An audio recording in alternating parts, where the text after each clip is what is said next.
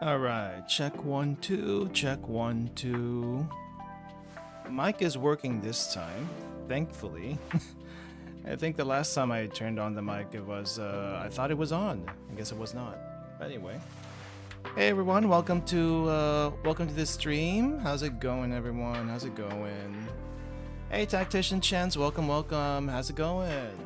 I wanted to go over here on the game. Apparently we have a cafe / idol game going on over here in the event, and there's a lot of stickers that apparently you have to combine. So yeah. Hey Ryuki, welcome. Nice to see you guys. I've just been doing a little bit of this, and also I cleared the hard mode. I cleared the hard mode for the event, but it's like it was a little hard to find. It's like usually the supply mode / hard mode is like outside of the story stuff, but it's not this time around. I actually did the event this time. Congratulations. This sticker thing, I was so confused with the first time I saw it. It's like, how the heck do you do this? And what the heck, why are we like combining all of this? Apparently, we gotta combine all of this so that we can make stickers for rewards and stuff. It's a very long process though. Extremely long process. There we go. At least I got some stickers done. And now I'm kind of surprised that there's no like auto sort here. But I guess they want you to sort it yourself. Didn't realize feedback stickers do better when you add +5 together. I don't think it matters, to be honest. Hey Cactus, welcome. The only thing I didn't realize is that you kind of have to farm some of the items to make these things. So the only place I know to farm these is hard mode, but I'm assuming you can get them elsewhere? Question mark? I don't know. Maybe it's just hard mode. I do know I don't have enough, whatever the heck this concoction is. It says sparkling night, but I don't know what a sparkling night is. It looks like it's got cherries, whipped cream, and I don't know. What is this? Is this like a milk tea? It looks like a milk tea, but it's milk, coffee, cherry tea. I don't know how that works. I don't drink coffee. Supply mode? Yeah, challenge mode isn't open yet. Love the chibis we've been getting. I do like that we're getting chibis. Wait, hold up. Didn't CN get a event with cat chibis? Which event is that? I thought it was supposed to be this one. I guess not. I guess it wasn't this event in particular. No, yeah, challenge mode is later. I was thinking supply mode, and supply mode, which I'm covering right behind me, is in the store. It's like right next to story. I actually haven't checked to see how many story nodes we have today. Okay, 9 story nodes. Well, 9 battle nodes and one story node. 9 battle nodes and 1 story node. From what I understand, this is a continuation of the Diane / Dandelion event. So we're actually probably gonna get like more story. So yeah, it is pretty long. Dang, the nodes are, what do you call this? It's a little deceptive. The nodes are a little deceptive. Wait. Okay, so we have Diane here for some reason. She's in Springfield's cafe. And we have the new person, who I keep forgetting who they're called. We got G36, who I just found out recently. She does have an official nickname, Ressie. So I guess I'll call her Ressie. But I don't know, G36 I'm just more used to it. So do forgive me if I slip into that. But we also have Springfield over here. Did Springfield always use Twin Tails? I feel like she did, but it looks a little weird seeing it like this. This is the hypothetical mod 3 she would have gotten in Girls Frontline 1 though. She never got a mod 3 in Girls Frontline 1. So if you what do you call it? If you pretend that this is the mod 3, she lost a skirt and she got a few armor things on her as a skirt instead. I don't know. Only in that skin. It's her manager looking. That's a ponytail. Gotcha. But yeah, I thought that I was trying to look for Sharkery and Wawa, but they were not anywhere to be found. So I'm guessing they're out doing something. I guess you can't have Wawa in 2 events in a row. But for some reason you can have Diane in 2 events in a row. So, I don't know. Anyway, did anyone roll for G36? Wawa is clearly sniping or something. She's clearly doing something. She's probably off in a job. Did anyone roll for G36? You did! Nice!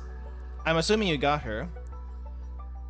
Got Center Leon. Is this the weapon? No, that's Maid's rolls. Tempted to roll for her.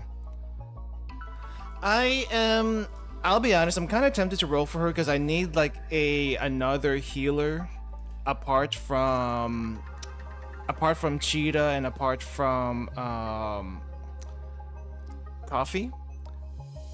So, and she does pretty well. I tried her in the trial thing. And I think I kind of like how she works. So I'm probably gonna roll for her. I do know. Okay, here's rumors, and probably rumors that are extremely high chance of happening. We are probably gonna be getting a major event after this one, which is gonna have 416 and G11, and I do not plan. I do not plan on getting a V6 416. Let me just tell you that much. I am probably gonna get V0 at most, as well as maybe depending on how much I can pull together, I might be able to get a possibly V1 G11, but I don't remember if V1 is what I was going for with her. At least V0 on both, because I'm assuming they're coming soon. Like probably right after this event. So I'm kind of like, do I roll for this? Do I not roll for this? But I also need a healer, and I'm getting and I kind of also want 416 and G11 because you know I've been trying to get all of 4 together. Just gonna borrow some Wales V6 416. Honestly, probably fair point. Probably fair point. I just want 416 for myself. I just want 416 for myself in the dorm. Yeah, in the dorm, and also I guess she's technically an AoE. She's a grenadier, so she's also AoE. She's always been a grenadier now that I think about it. Like in the first game, I don't know about NeuroCloud, but definitely in the first game, and I guess she is one here again. Question is Agent versus G36, who's the better maid? I'm pretty sure Agent was never an actual maid to begin with, so default G36. Yes, I just did some Agent slander right there. Now if Agent wants to prove herself on being an actual maid, maybe she can try showing up in this game instead, you know? Not a single SF ringleader has been found, mentioned, or whatever, as far as I'm aware of. Maybe they're there in the journals. I haven't read the journals. I haven't read the journals outside we've done in stream, so I also haven't started doing any recordings of said journals too, so yeah. The one AoE heal attack requiring targeting an ally is interesting. Let me double check. What is her skills anyway? I used her, but I don't know exactly how they work. Okay, skill 1, select one enemy, deal burn damage, and restores HP equal to 100% of attack to the nearest allied target, excluding the user. That's pretty decent, actually. That's actually pretty decent. And, I mean, 100% of attack at max skill. I'm assuming at lower skills it doesn't do quite as much, but still pretty good. What is this one? Oh no, wait, this is level 1. These are level 1s. Target ally, 7 tiles, restores HP, 150%, pretty decent. Another AoE healing. These are cooldowns. Okay, so they're cooldowns. Was coffee skills cooldowns? I don't remember.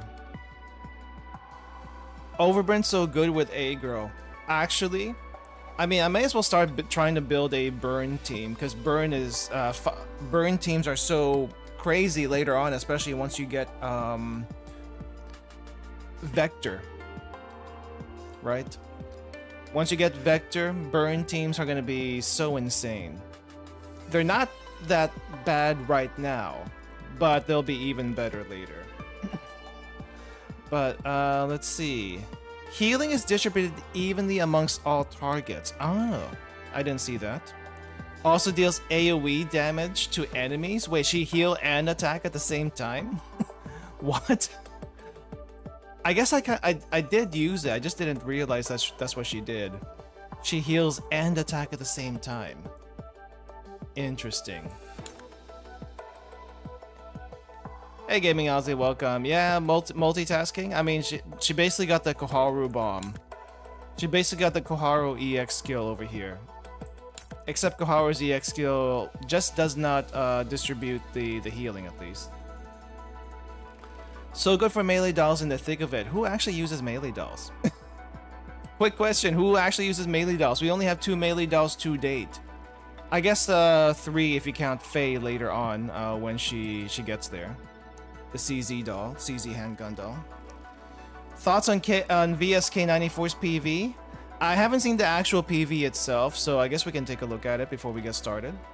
And I guess I don't want to take too long with the yapping today, because if you say the event is long, we do need to get to it eventually.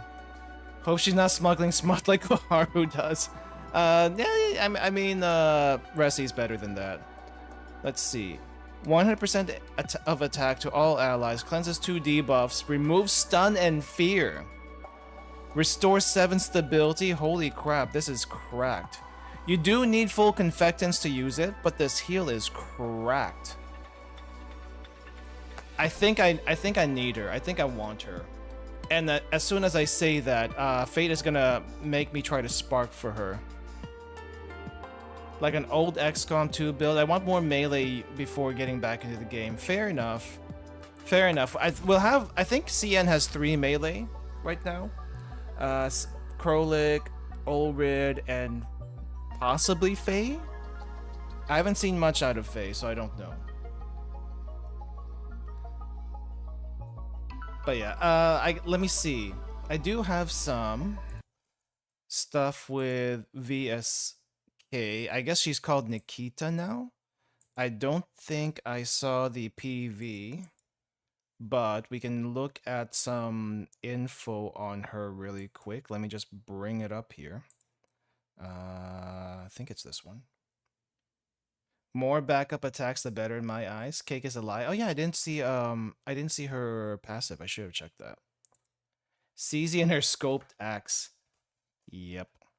Scoped axe never misses. Let me stretch that. Here we go. There we go. Alright, so we have Nikita over here, who is also known as VSK94 from the first game. And she looks as busty as ever. However, she does look quite a bit different. We'll get into that in a little bit. I don't know exactly what her skills are. It's probably in this post somewhere, this Reddit post somewhere. But she may as well not be wearing a top except for a bra, which is a little bit egregious. I mean, Girls Frontline 1 had a lot more tactical stuff. Girls Frontline 2, at least ever since K2, maybe a little bit before that, but at least since K2, has been a little bit egregious with the base designs, and VSK Nikita is it's kind of pushing it a little bit right now. Sabrina got power crept. Nah, Sabrina's fine. Sabrina's fine as she is. Sabrina's fine as she is. Dorm is fine. Animations. I don't know anything about the skills. Did anyone put skills here? I don't think anyone put skills here in this subreddit. Someone needs to put skills here. What the heck? What the heck? Anyway. Yes. What the heck what is this about? Okay. So for anyone who doesn't know, she is a cop. She kind of has the I guess kind of like a female cop look, I suppose, kind of, sort of. But let's not mention that she's also a Shotacon, but that on the side. She looked at least respectable. It's very busty in her original. Doesn't have a hair vents over here. It's a little hard to see though, because I don't have the full thing on here. Let me see if I can get that. No hair vents. For some reason, she got hair vents later on. Nothing against hair vents, to be honest. It's kind of refreshing to see them these days. Her outfit is mostly the same, except now she has more ventilation. Like, I don't know, 500% more ventilation. Basically cut off her top and made it into a curtain and exposed her bra, which is like, do you even need a boob curtain at that point? I feel like there are some people who basically have an exposed top that do not need the boob curtain. The boob curtain definitely adds to the to the fan service quite a bit. Also, she got a dog now. I didn't notice a dog, but I guess she's got a dog. I don't know. Overall, I don't think it's a bad redesign, personally. I just think it's a little egregious the way the redesigns have been in general. For some of them. For some of them. This is pretty egregious.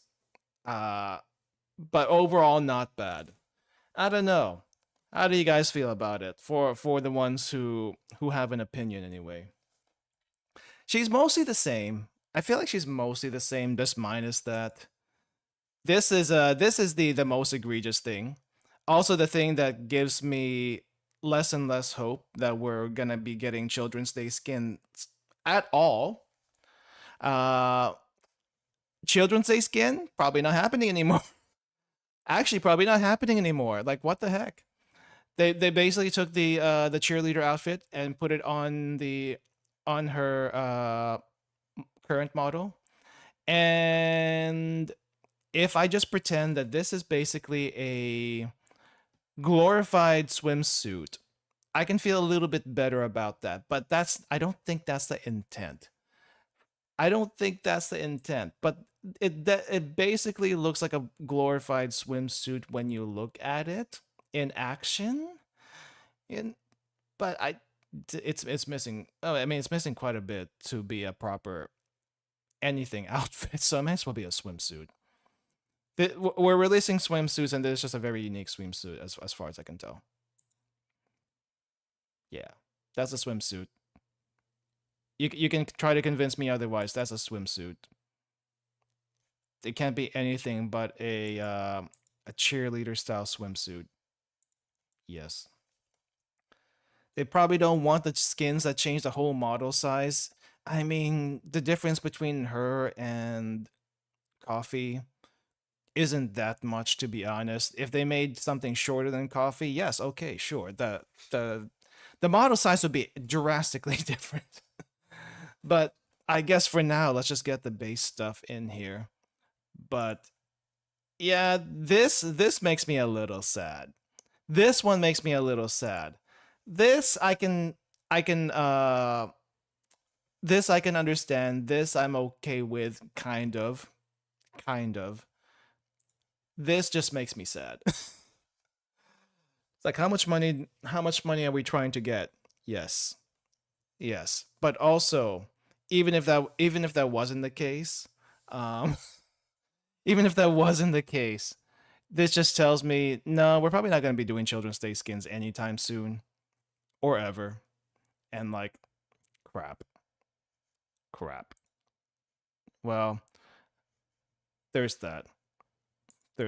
Was there anything in particular I needed to say about VSK?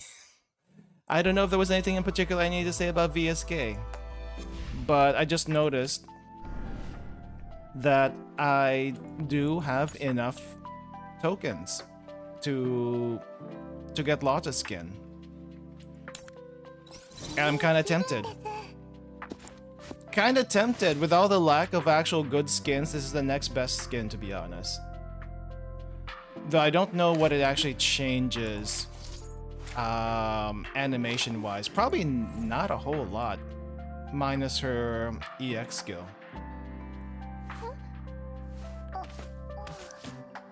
Shame it doesn't change your ult other than appearance. Yeah. Does it change her ult any? I don't think I've seen a video about it. That probably does, right? I hope it does. Otherwise, it's just basically just getting rid of her actual fairly decent outfit over here, and making it a whole lot lighter, which I don't find too bad. It's actually not bad. That's interesting that the tag on her chest before changing to Lotta, she got her government name plastered on her chest. The GSP 337. That's her government name. Is that what we're saying?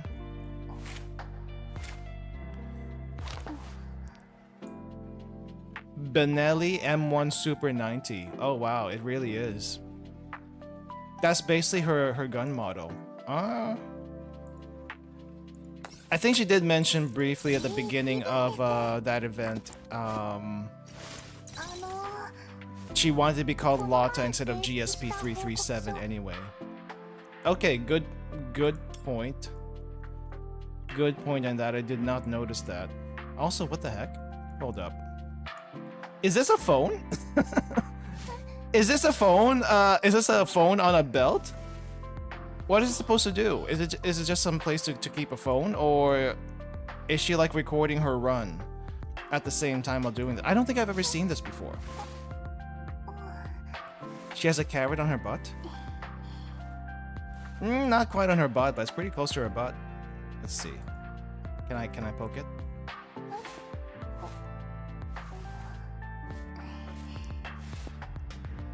I guess she always had a tattoo and we never saw it before. Dang. She really just wanted a carrot on her butt. But yeah. Tempted, not sure. But then again, we're kind of lacking decent skins as far as I'm concerned. I guess if I really wanted to, I could get these skins over here, but I also kind of don't want them. I kind of don't want them. If it was actually on her butt, we wouldn't see it. They could have put it right on her cheek. They had a little spot where they could have like just had it poke out of her cheek. But then that would be like, implications. Scandalous. But anyway, I don't know. I'll think about rolling for Ressi. But probably chances are going to be high. I might wait until we get confirmation what the next banner is, which I'm pretty sure it's going to be 416 and G11. So yeah. But yeah, we could have started this event a couple of days ago, but I decided not to give you guys a chance to do it first. And I can't wait until next week, so we're gonna start today. Wait, hold up, let me do this sticker thing first. Stickers. Rearranging stickers. So tedious. So tedious, especially once you have so many of these. Okay, we good now. We good now. Alright, let me shrink myself. Let me shrink myself and we're gonna get started here. It's a good main story event. Why is it an event though? Good question. I asked that about the Diane event. I also asked that about, well, maybe not necessarily the Diane event. Maybe also, I mean, they're like mid chapters, but I don't know how they would have snuck them in otherwise. By the way, we still haven't gotten the Grassland event as a permanent event yet that we could go back and read. I thought they were supposed to be permanent after like a couple of months. Are they not supposed to be? Did you see the August UMP40 tease? Yes, I think we talked about it a little bit last time. I think the August UMP40 thing was actually last week also. That does bring up some implications. I like UMP40 is well and gone for Rio, but August UMP40, it's gonna be interesting how they put her into the game and how that's gonna, like, what her interactions with 45 are gonna be like. So looking forward to that, actually. Looking forward to see the, what do you call this?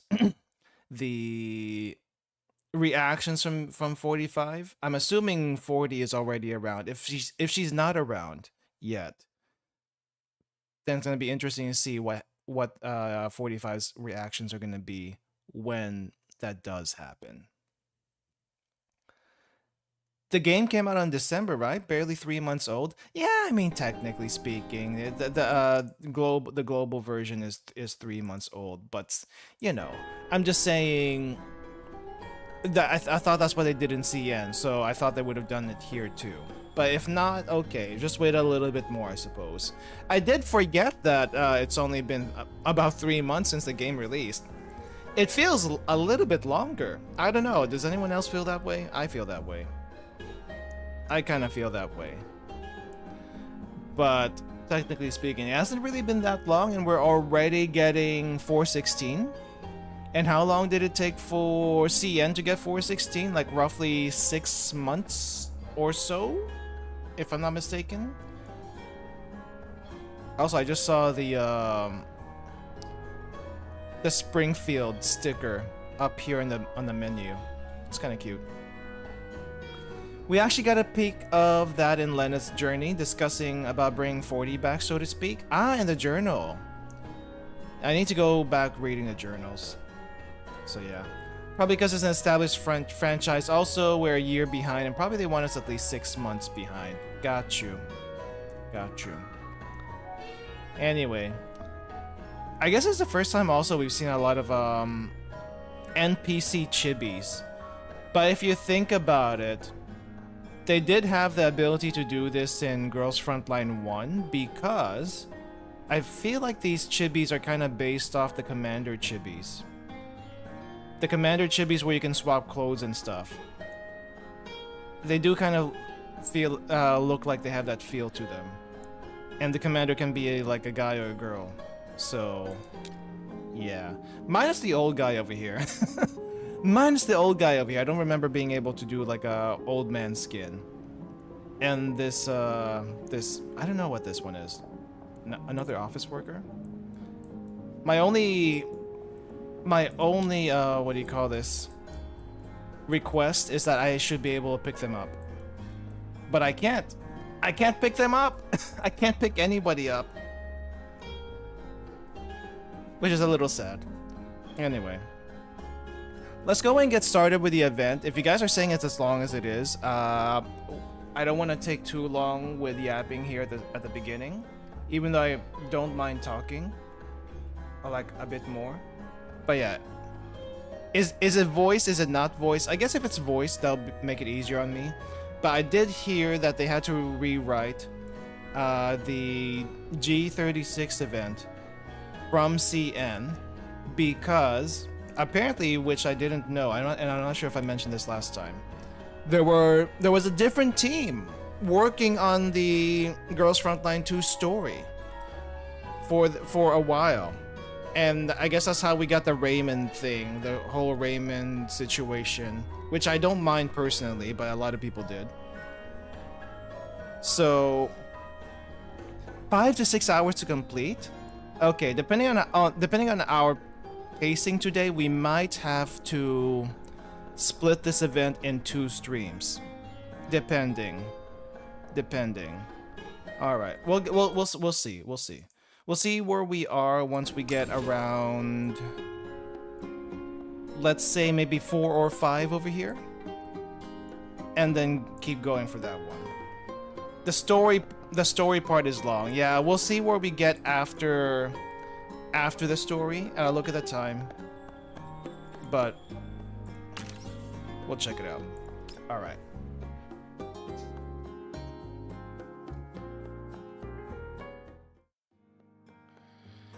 Alright.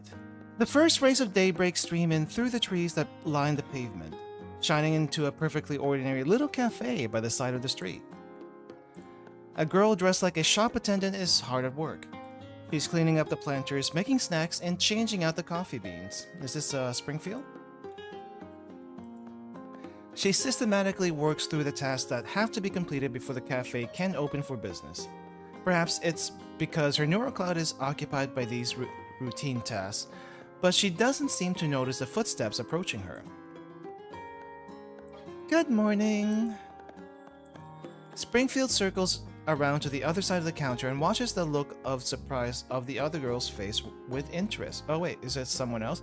Oh, this is probably G36 doing the routine, and Springfield's the one coming up from behind. That would make much more sense. Manager.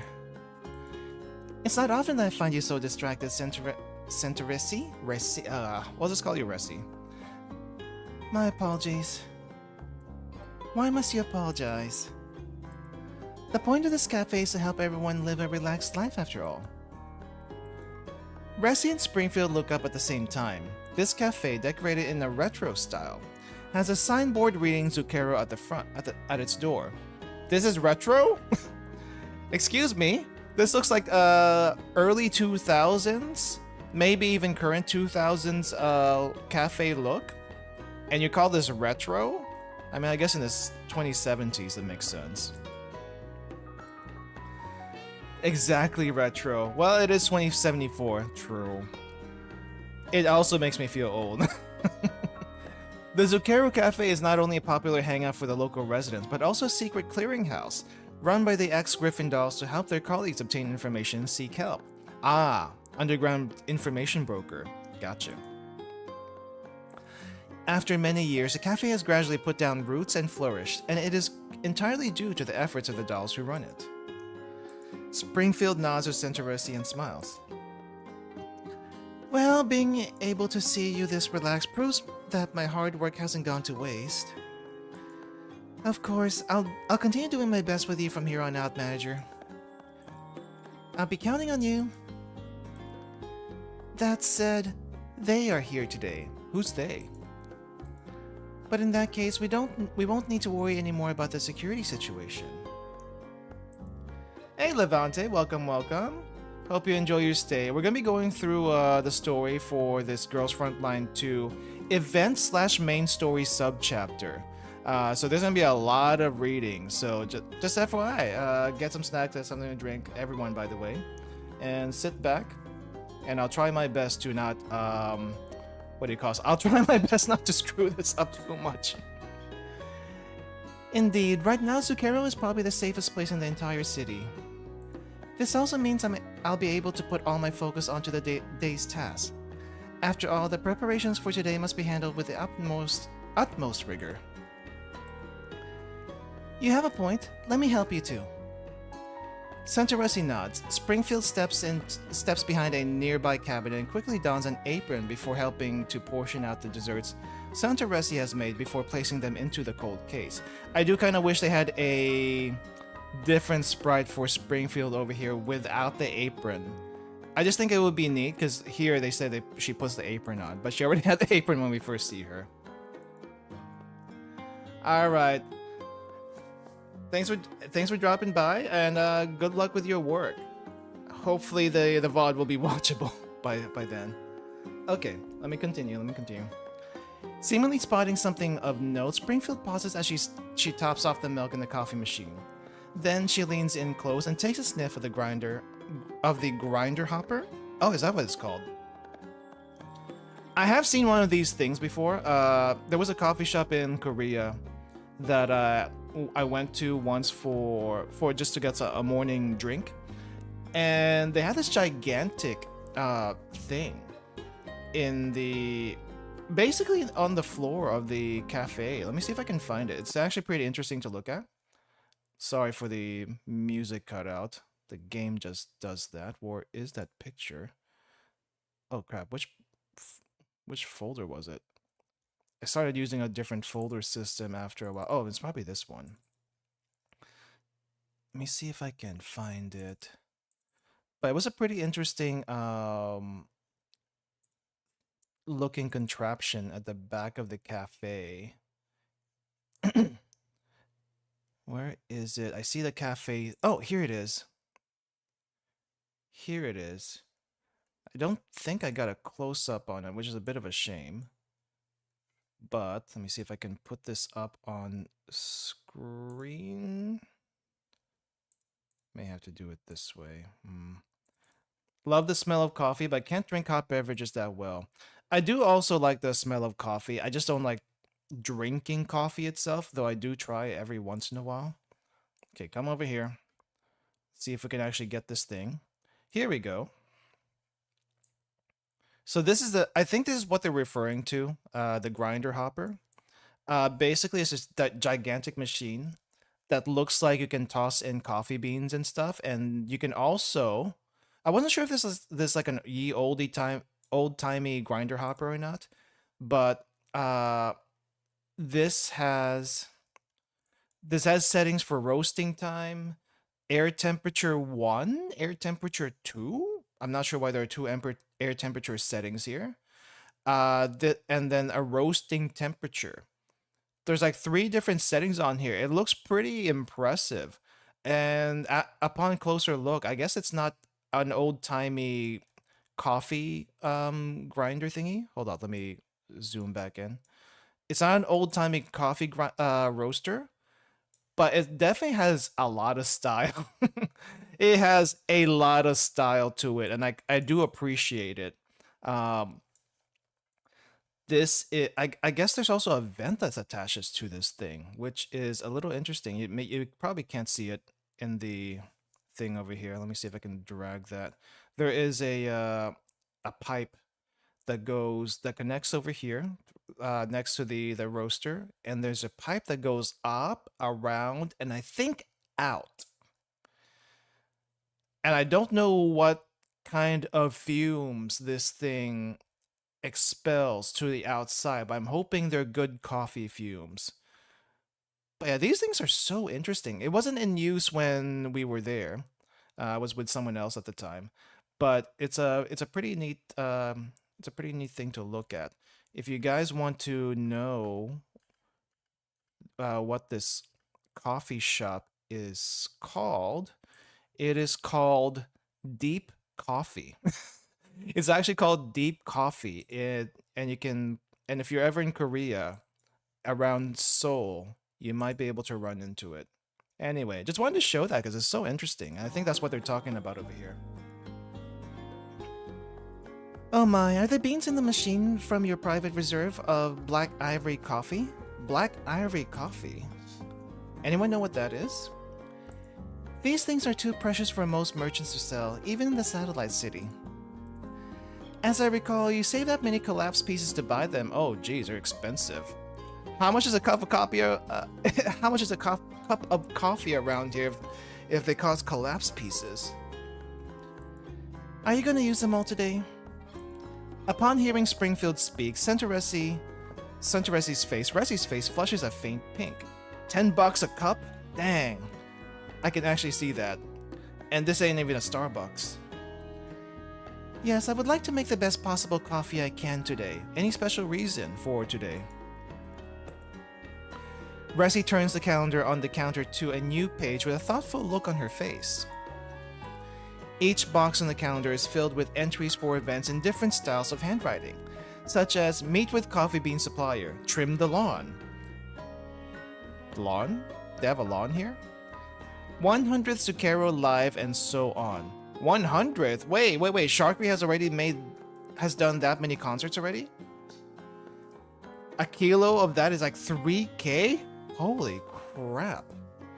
Why is it so expensive? I don't understand expensive coffee beans. You guys have probably heard of a civet coffee, right? You guys have probably heard about civet coffee, and the only thing I know about civet coffee is that it literally gets eaten by some kind of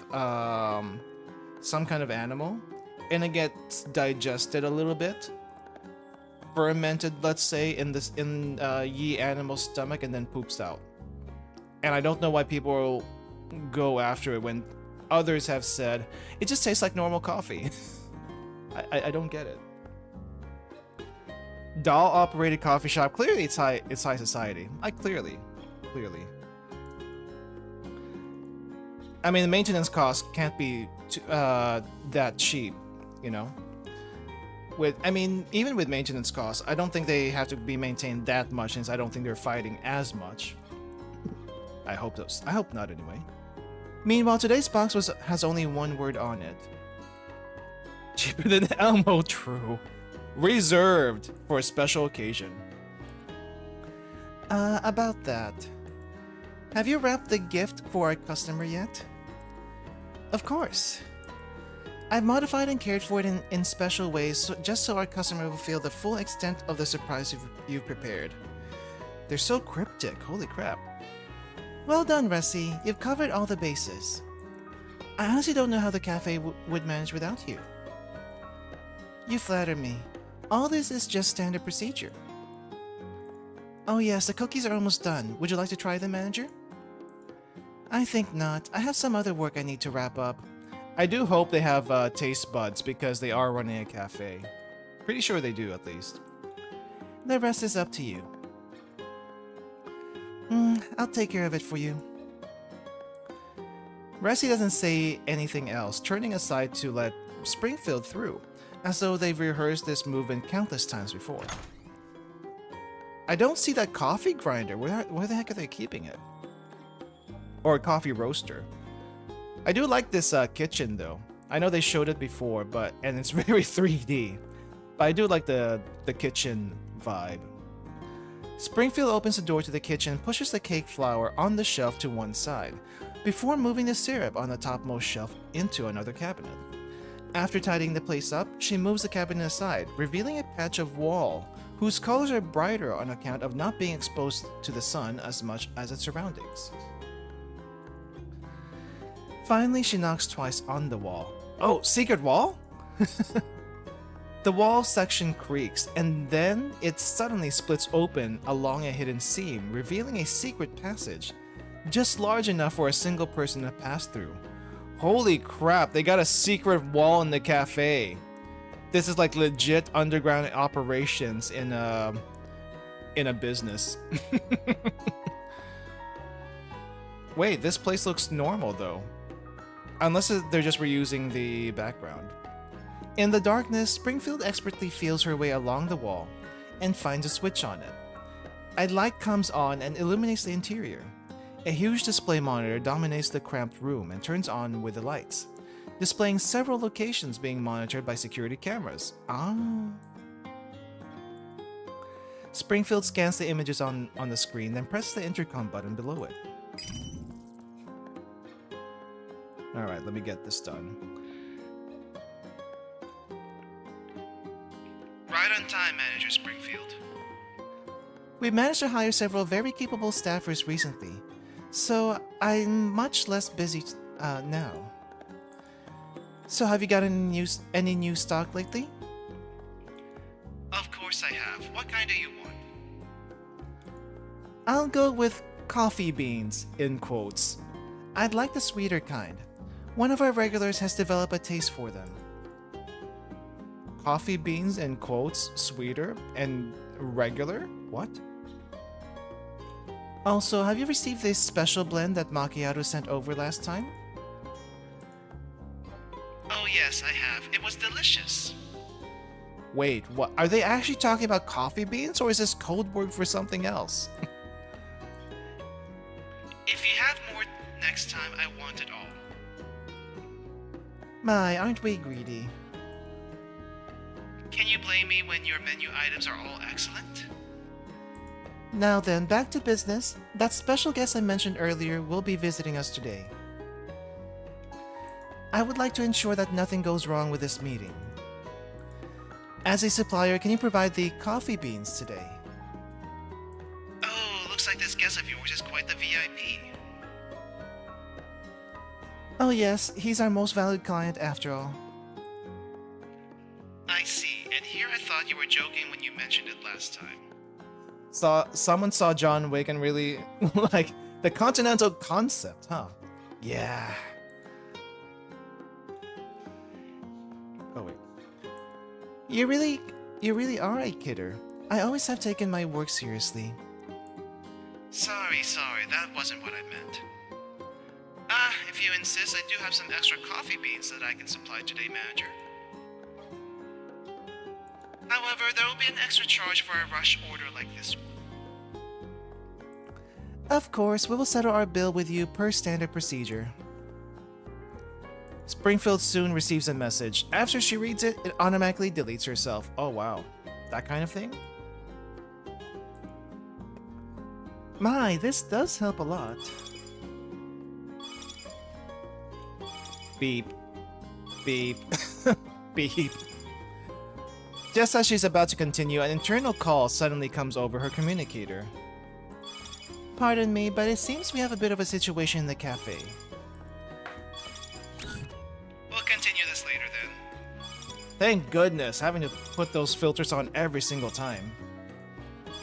The other party hangs up and Springfield answers the call. She immediately hears a familiar voice. Oh, it's Wawa! Manager, we spotted several suspicious individuals approaching Zucchero. Should I deal with them? Oh, that's why Wawa's not inside the cafe. She's outside monitoring things. Springfield looks at the screen. The security camera shows several thugs swaggering down the street.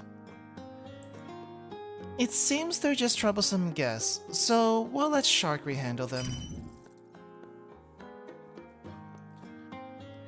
Did you hear that, Sharkry? Oh, sorry. Is it time for Sharkry's debut at last? Mm-hmm. It seems there are some troublesome guests to the northwest of the cafe. Please take care of them. Will do. Sharkry will give each and every one of them a perfect show. Wow. Is that what we're doing? Is that why we're fighting? On a building roughly 1 kilometer away from the Zucchero Cafe, Macchiato is lying prone behind a set of guardrails on a balcony, concealed by a camouflage cape. Sharkry, the cafe idol, as well as a cafe bouncer, before they even get in. After hearing the voice through her communicator, she finally shifts her gaze away from the optical scope for a moment. As she watches the doll in the distance sauntering off with exaggerated dance-like steps, Macchiato grumbles to herself. Honestly, can we really count on her? While she is a civilian doll primarily intended for the entertainment industry, this young miss has been fitted with a really advanced fire control component. Usually, she's the one who handles troublesome guests like these when you're not around. There is doubt written all over Macchiato's face as she continues studying Sharkry through her scope. Clearly, she is not convinced by Springfield's words.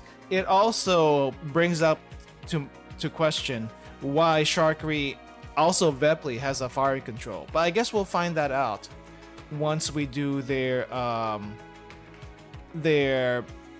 dusty memory thing. However, the suspicious individuals each fade from Macchiato's view over the course of the next few minutes. Taken care of very quickly. Looks like they were simply layabouts. Fortunately, they didn't pose a real threat. I like how Zucchero has 3 ex-Griffin dolls and decided to let a failed idol do all the fighting. Well, I mean, if you don't need 3 ex-Griffin dolls, you don't need to use them, right? It's like my throat is like really bothering me for some reason.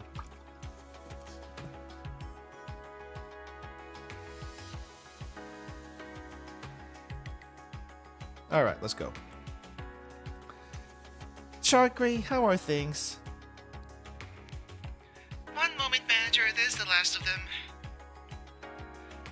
Sharkry's voice comes over the transmission. Hey, aren't you from that bar in the underground shopping street? Have you paid your protection money for the month? Oh, is that what it's about? If not, you'll... Wait a minute, are you a doll? No, stay back! Run away, run away! You can't threaten dolls, people. They're too strong for you. The sounds of flesh being bludgeoned fills the channel. Oh. I mean, I guess that makes much more sense than shooting them. This ain't Kivoto's after all. See? She's good at this. I guess tricking the enemy with her deceptive appearance must be part of how she gets the job done. What's this? Is that jealousy I hear, Macchiato? Finger guns. Hell no.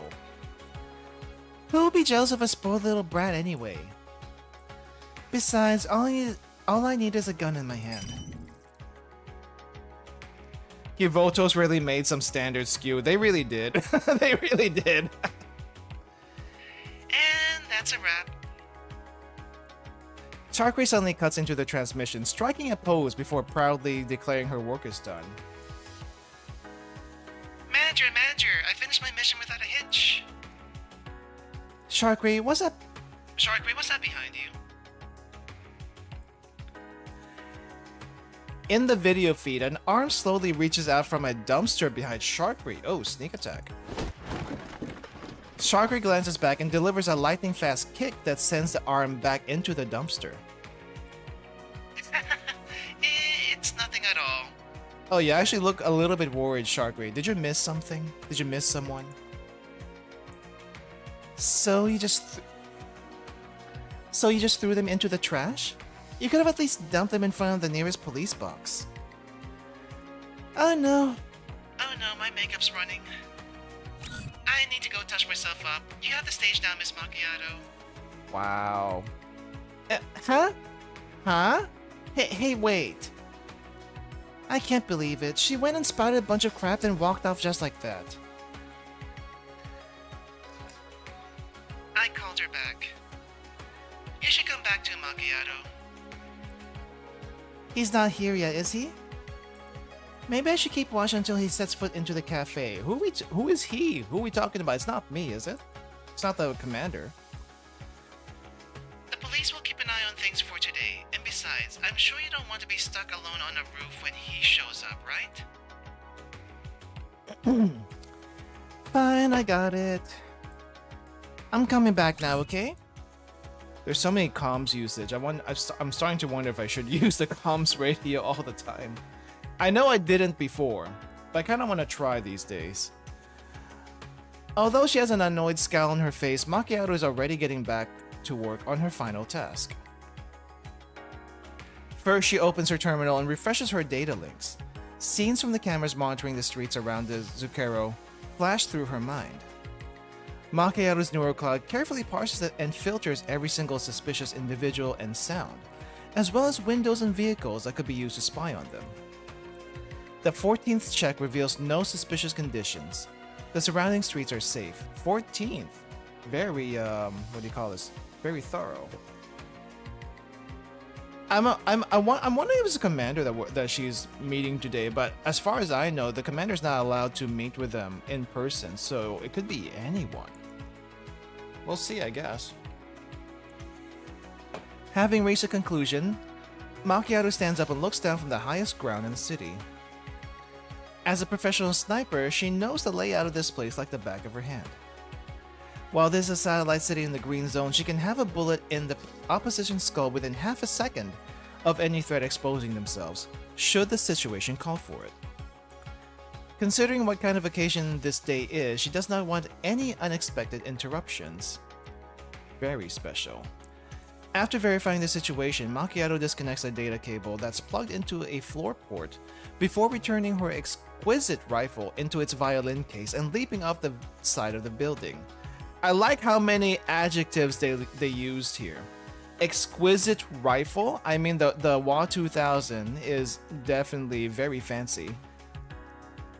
Well, I say how many. It's literally only one. It's only one adjective. Whoops. Exquisite, though. Nice choice of words. 20 minutes later, after Zucchero's door chime rings for the last time today, the 4 members of the cafe staff are finally gathered inside the cafe. Thank you, Miss Macchiato. Your coffee is ready. Okay, thanks. Macchiato accepts a cup and gets a whiff. The rich scent of roasted caramel wafts into her nose. She takes a sip and her tense nerves promptly relax. The bitterness is just right and the foam feels really dense. In any case, at least you didn't try to mess with me and treat me like a kid. You know, you can just praise Resi directly if you really wanted to. Were you expressing praise just now, Miss Macchiato? In the most tsundere way possible. Yes, that's what she was doing. You see, the person in question had no idea you were doing it at all. What a pain. I'll be more careful next time. You're really good at catering to everyone's taste, Resi. This hot cocoa tastes super yummy too. As I thought, rather than icky bitter coffee, sweet cocoa really does suit this super cute sharkery best. Yes. I do love the hot cocoa. And I guess she doesn't... It's nice to see that not everyone here drinks coffee. Is anyone a tea drinker here? I'm guessing, I guess Springfield does both coffee and tea, now that I think about it. Yeah. Kids are really easy to fool. Are you praising Miss Sharkery for being cute? No, I don't think she's doing that. She actually does not like Sharkery. Eh? What? Of course not. Looks like apart from lessons on cafe work, Resi will also need to study up on speaking Macchiato's language too. I will do my best. Why are you acting so serious about this anyway? Look, Miss Macchiato's ears are red again. Perhaps she's trying to change the subject, or perhaps she really is bothered by something. But Macchiato turns to look outside the window as she annoyedly drums her fingers on the table. Annoyedly. Speaking of which, isn't our guest here today? Isn't our guest here yet? Yeah. The dolls all look outside. Crowds of people mill back and forth in the street, but the person they're hoping to see hasn't shown up yet. Mystery person still has not shown up yet. The cookies will get cold if he doesn't arrive soon. Cookies don't even need to be warm. What are you talking about? Make them cold cookies. That's a norm. Actually, does anyone here eat, like, warm cookies? I feel like they're too soft at that state. But maybe some cookies are meant to be eaten warm. Don't know. Time ticks by, and as the sun rises, the anticipation in the girl's heart soon become worry. Warm cookies are alright, great for milk. Love them soft. I do love them soft. I don't know... Well, I guess if you're not dunking in milk, warm cookies are great. Yeah. Now that I think about it, they are pretty good. Did something happen to him on his way here? They don't want to speculate on the reasons for it. However, their guest has always been a very punctual person. Okay, guest has happened to be in the cafe more than once, as well as probably not being the commander. Gooey chocolate chunk is better than hardened chocolate chunk. Fair. Fair. Alright. Ring, ring, ring, ring, ring, ring. The cafe telephone rings in the silence. Springfield heads over to the counter and picks it up immediately, as though she's been waiting for it all this time. As she raises it to her ear, she mimes a hushing gesture to the other members of the cafe. Hello, this is Zucchero Cafe. Would you like a reservation or a home delivery order? As she says with a very serious face. Oh, is it the password system you arranged with him? However, the voice on the other end of the line is not the voice they have longed for. Springfield immediately turns to put her back to the counter and gives the other three dolls meaningful looks. You're... Oh, freaking A, it's Dandelion! Wait, she looks a little different than, from the last event. Why does she look different from the last event? She looks very different compared to the last, to the Diane event. What happened here? Did they just change her design altogether? It's been a while, Miss Springfield. Alright then, let's dispense with the pleasantries. Does the fact that you have this comms code mean that you are with him? New sprite? Don't remember what she looked like. I think it's a new sprite, actually. A wise deduction. And yes, I need you to help us out right now. You won't refuse, will you? Please get to the point. No one seems to like Dandelion. No one seems to like Dandelion. I don't blame them, to be honest. Simply put, things have gone wrong as usual and the threat level is code red. I have sent you the coordinates in the route. Whether or not he'll still be alive depends on how quickly you get there. Ah, yes. This is I guess this is still within the previous event. And while Dandelion currently has part of her mind inside a diner gate, I guess she's also here, in a different place, so she can contact people. Yeah. Dandelion dug her own grave. The cliffhanger, right? The cliffhanger that I don't quite remember anymore.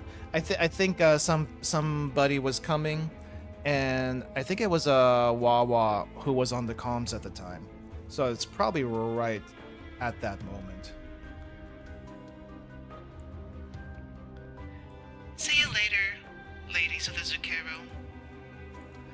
After some silence, Dandelion hangs up. What? It seems our guest has encountered some difficulty on his way here. Oh, I see. Maybe the commander has come here more than once. I believe we will need to make a delivery. Special delivery. Manager, will we be using the emergency action plan? One moment, please. While she has rehearsed the scenario in her neural cloud countless times, Springfield still wants to ensure that the plan goes off without a hitch. Macchiato, go with loadout number 1 and bring as much ammo as possible. Man, I wish I had loadouts for my team. I hope we get loadouts soon. After that, you will drive everyone to the objective location. Got it. Sharkery, can you ensure that our order is delivered? When they mean always punctual, maybe they mean it was during Griffin days? Who can say, actually? It seems like they've been in contact, though, at least, so maybe they've been meeting? Unless it's someone else. Wawa Affection Story did have Shikikan visiting Zucchero for a few collab missions. Oh. I believe you have installed the relevant software already. Wait, what are we talking about? Sharkery, can you ensure that our order is delivered? Ah, okay. Sharkery has new software. No problem. Sharkery has gone through tons of sim training. As for you, Ressi, I fear we will have to open that gift we were saving for our guest ahead of time. I apologize for that. I know you spent a lot of time preparing that surprise. That's fine. The gift exists because he needs it. Its value will be maximized if we send it right when it is required. Thank you. Just in case, I will stay in the cafe and provide remote support. If the worst should come to pass, I will activate our emergency measures. If that happens, do not return to the Zucchero. Proceed immediately to the backup safe house and meet there. Understood. Please be careful too. I will. Ressi, please take care of everyone while you're outside. I'll make sure I keep everyone safe. Selling return, please wait at home for our return. The Venetian blinds slowly close, hedging the sunlight outside the cafe. And the sound of the cafe door closing is drowned out by the clack clack clack of rounds being chambered. Oh yeah, this is when the cafe turns into a safe house. Not that it wasn't already, but definitely. You know what? I think in like other media, it's usually a bar, right? A bar that works also as an underground like safe house for people to work from. We just have the cafe version here, and I love it. I love it already. A place which provides delicious food in times of leisure, and one which protects that which is important in times of danger. That is what the Zucchero is. Doesn't Zucchero actually mean sugar? Or sweet? Which one is it? I think it's one of those two. Anyway, let's see. There's not a whole lot of enemies. Hopefully we can have Lotta clear this out.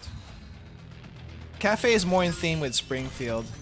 Yeah, I guess she kind of misses her cafe from the first game. I don't blame her. Ooh, wait, what's this? Elite Blaster. This is a new enemy I haven't seen before. New enemy type? Is this human? No, it looks like a robot. Magni Security Service. Interesting.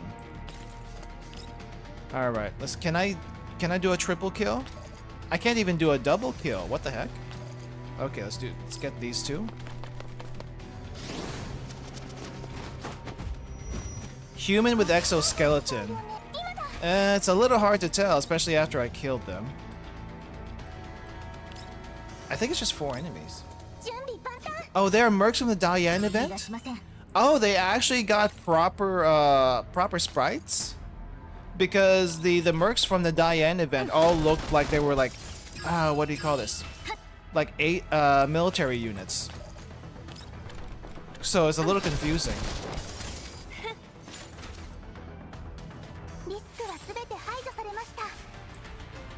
Okay. Let's see where we get. Holy crap. 1 hour into the stream already and we just finished the first chapter. The first node. Oh hey! I've been here before! Right, this is where we were. I forgot what happened last time. At the end of the Diane event. Where were we? Were we outside? Were we underground? I just remember there were 2 Helenas. The Helena that is not ours had a gun, shot some people. The Helena that is ours is currently being possessed. So there is that. All right, Levante, thanks for dropping by. I hope you have a good time today. 2 kilometers due west of the Intercontinental Railway Transfer Station. Black-colored IFVs drive out of the mist. The autocannons in their turrets sweeping left and right, searching for enemies. IFV. What's an IFV? Did a bit of digging around about after the event. Found that the name Mangi did appear in Girls Frontline 1, but not in any significant capacity. I see. There is a large pit in front of these IFVs. Infantry Fighting Vehicle. Thank you. I actually would not have gotten that. That's a acronym. I know a bunch of random military acronyms. That is one I have not seen before. One of them comes to a halt about 50 meters away from the pit. After ensuring that the situation is safe, its rear hatch slams to the ground. Black armored troops cautiously dismount, turning on the powerful flashlights mounted on their weapons, and illuminating the vast, seemingly bottomless pit before them. The sky starts to drizzle, and the soldiers' bracelets start to turn yellow.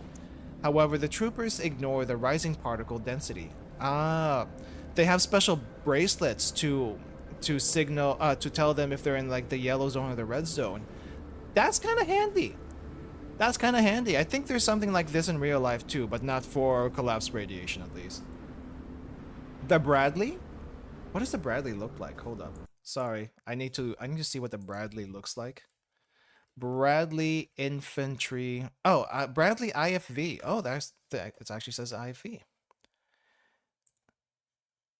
It it looks like an APC, but this do APCs normally have a turret like a gun on it?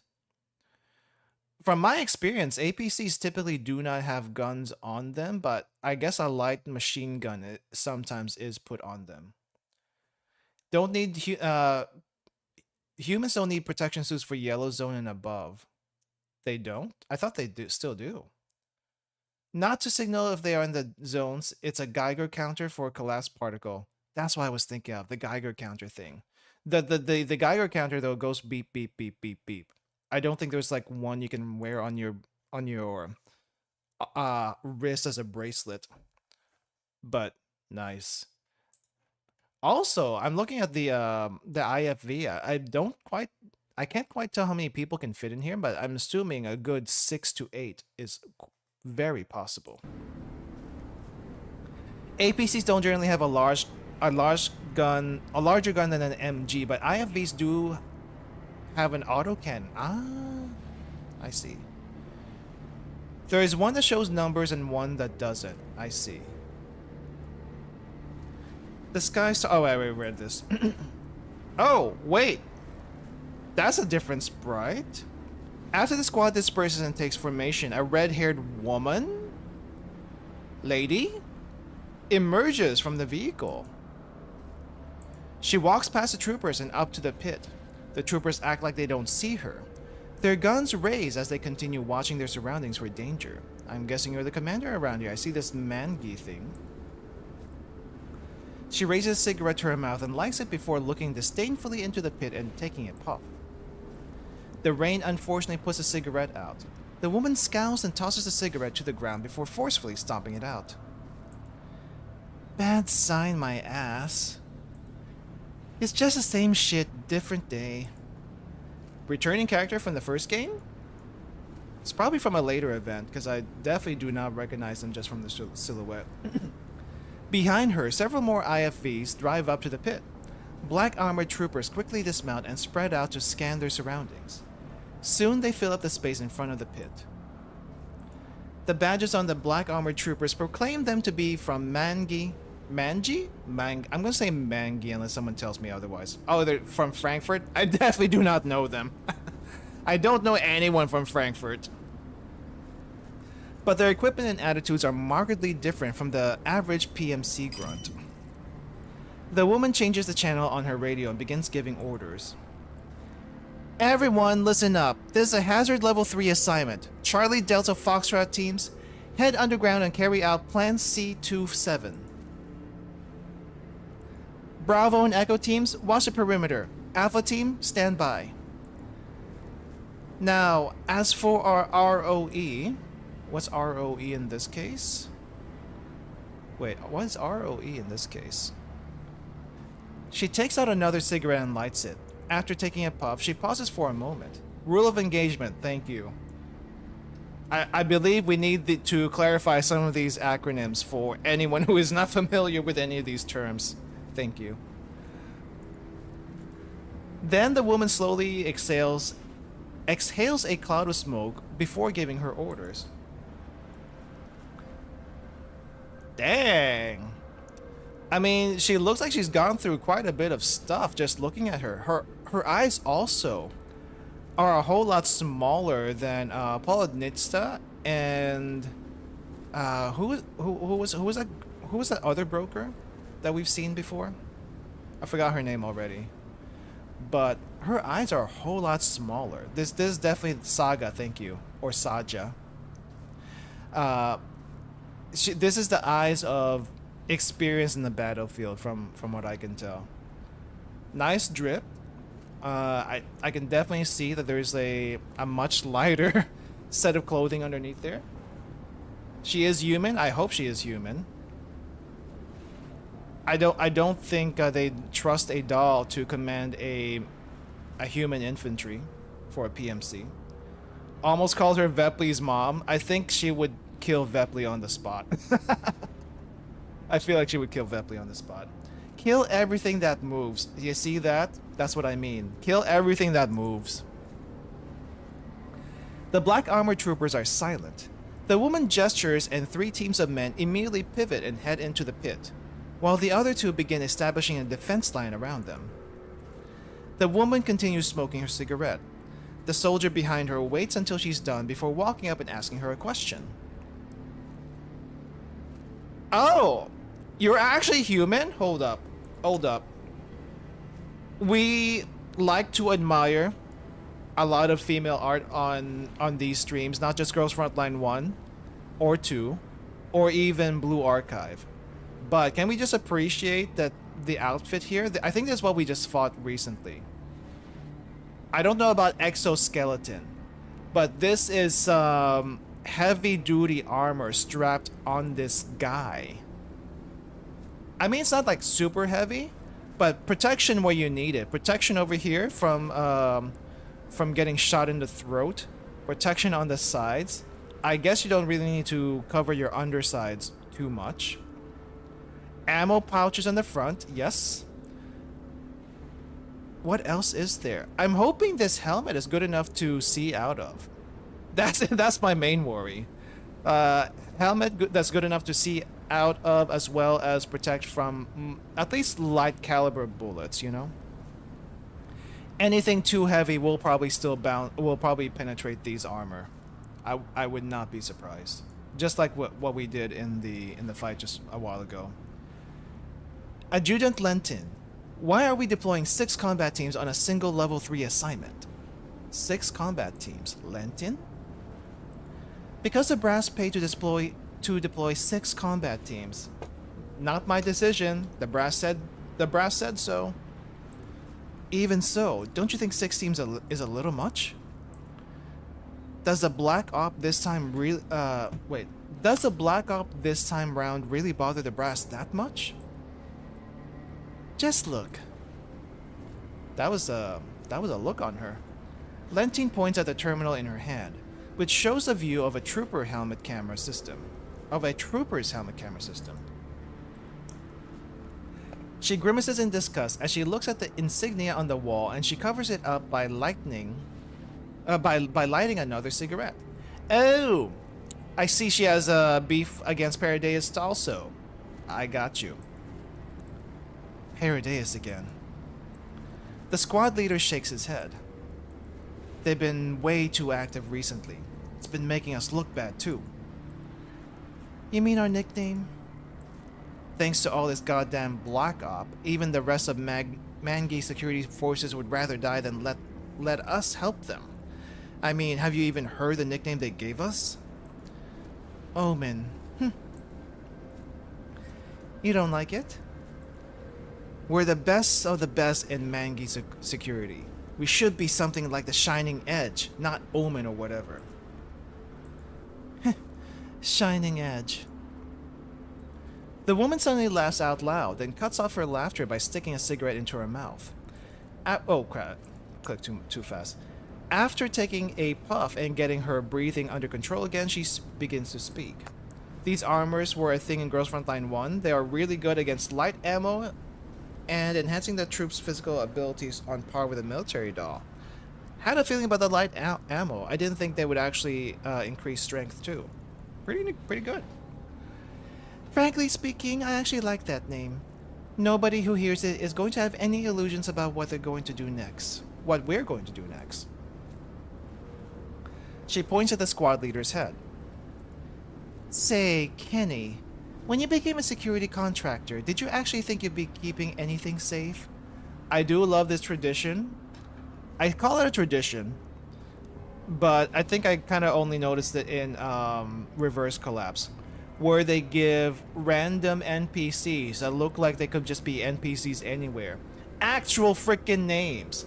Kenny, you actually have a name. Oh wow, they actually changed his name to Kenny. They don't usually do that in they didn't do that in Reverse Collapse anyway. Mangi was seen on DP12's Mod 3 image. Oh. That's actually interesting. That's actually some interesting lore drop. Of course not. Did you know? I really hate it when people go expecting something of me, then end up depressed when their expectations fall short. I keep hearing crap during missions like, "Aren't you here to save us?" Or, "How can you do this?" And whenever I do, it makes me think that I'm just a parrot in a cage. A parrot? Because everyone thinks you should be saying what they expect you to say. Nothing else registers as proper words to them. It's just noise, like a rooster going awk awk or something. Kenny is momentarily at a loss for how to respond. Just then, a voice comes over the radio, and the two of them end their chit chat to check their terminals. Okay.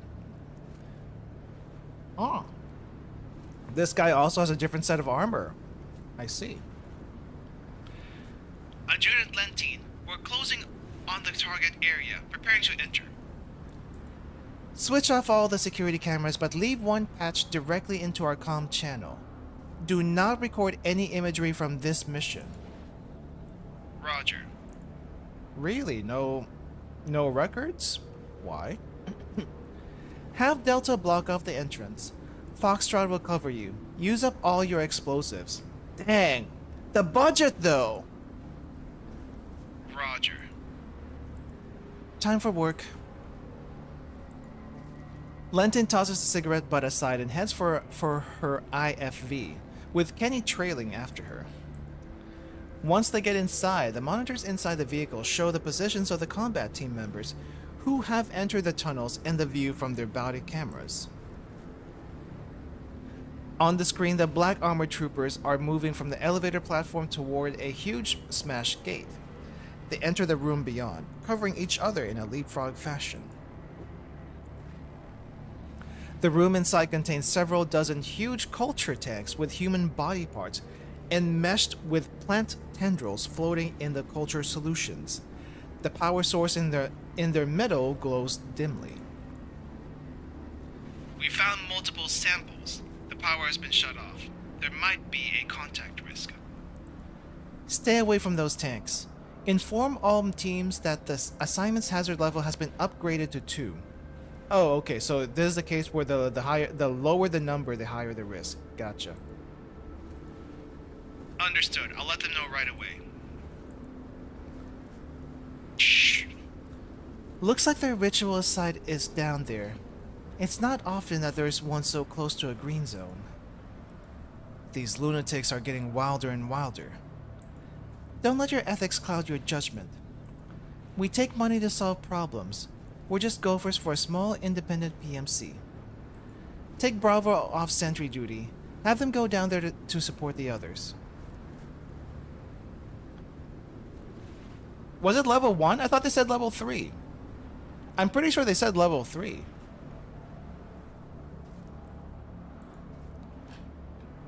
Got it. I'll contact them. Kenny keys his radio and gives orders to the combat team on the perimeter. Lenton's eyes are focused on the screen. The images from the camera continue moving as the troopers take plastic explosives out of their backpacks. Did I play the die-in event? I did play the die-in event. Which they planned in various corners of the room. Okay, hold up. Let me double check. I thought they said level 3 unless I misread. See, hazard level 3 assignment. They did say level 3. And now it's level 2. So it seems the lower the number, the higher the risk, it seems. Let me see, let me double check. Yep, from 3 to 2. Okay, so we plant some bombs. They plant some bombs. No life forms detected nearby. Charges have been set. Waiting further instructions. Proceed for... Ah! There is a shout from behind, and the image shakes violently. The viewpoint quickly turns to the rear, where a trooper in the back has been impaled through the forearm by a thorny plant stem from one of the culture tanks. Oh! I didn't know they could do that. Did they forget their threat level system? Because in Chapter 2, Boojum was threat level 5. I think this might be different. This might be different because this is for the for this particular PMC, not in general. I don't know. I could be wrong. I don't know. It might just be a PMC thing. This particular one. The trooper tries to escape, but the stem burrows deeper into his flesh. Purple liquid oozes out of the stabbed area, and the trooper's arm immediately swells up. The man beside him draws a knife from his waist and promptly chops off the wounded man's forearm. Is he gonna be okay? I think he's gonna die. The stabbed soldier wails in agony, staggering back from the pain and shock. His teammate pulls out a medkit and administers a styptic and painkillers. The camera view shifts to the plant that is still burrowing deeper into the severed arm. A white-colored mist sprays in from off-camera. Abnormal contact has occurred.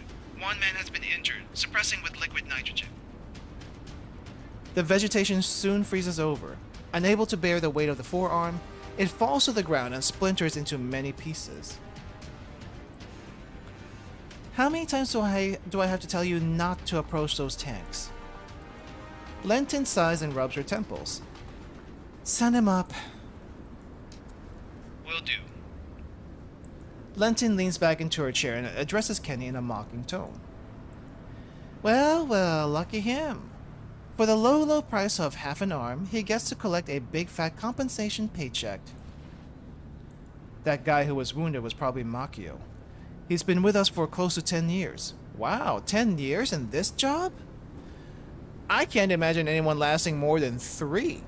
Much less 2. Much less 10.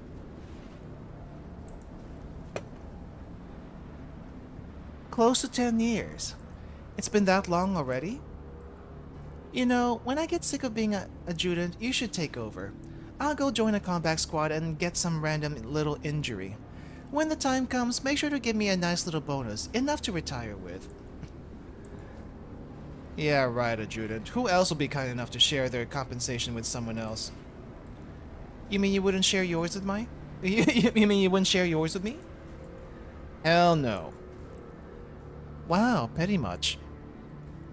Lenton pouts to express her displeasure, but they've been through this routine so many times before that Kenny doesn't bother following up on the old gag with her. How many more rooms are there which need blowing? Intel indicates there are 2 more. Looks like there is a whole mess of black off for us today. Suddenly, Lenton pulls off her earpiece. Kenny is about to speak, but she signals for him to stop. Did you hear something? I think it sounded like a helicopter. Oh, is that Wawa? Is that Wawa in the helicopter? A helicopter. The squad leader removes his earpiece, listens carefully, then shakes his head. Not a thing. What happened? Our intel didn't mention anything about aircraft passing nearby, right? I mean, it's perfectly normal for people to use aircraft without filing for permission in an ungoverned region like this. Lenton frowns and puts her earpiece back on, but she continues speaking in an unhappy tone. I have a bad feeling about this.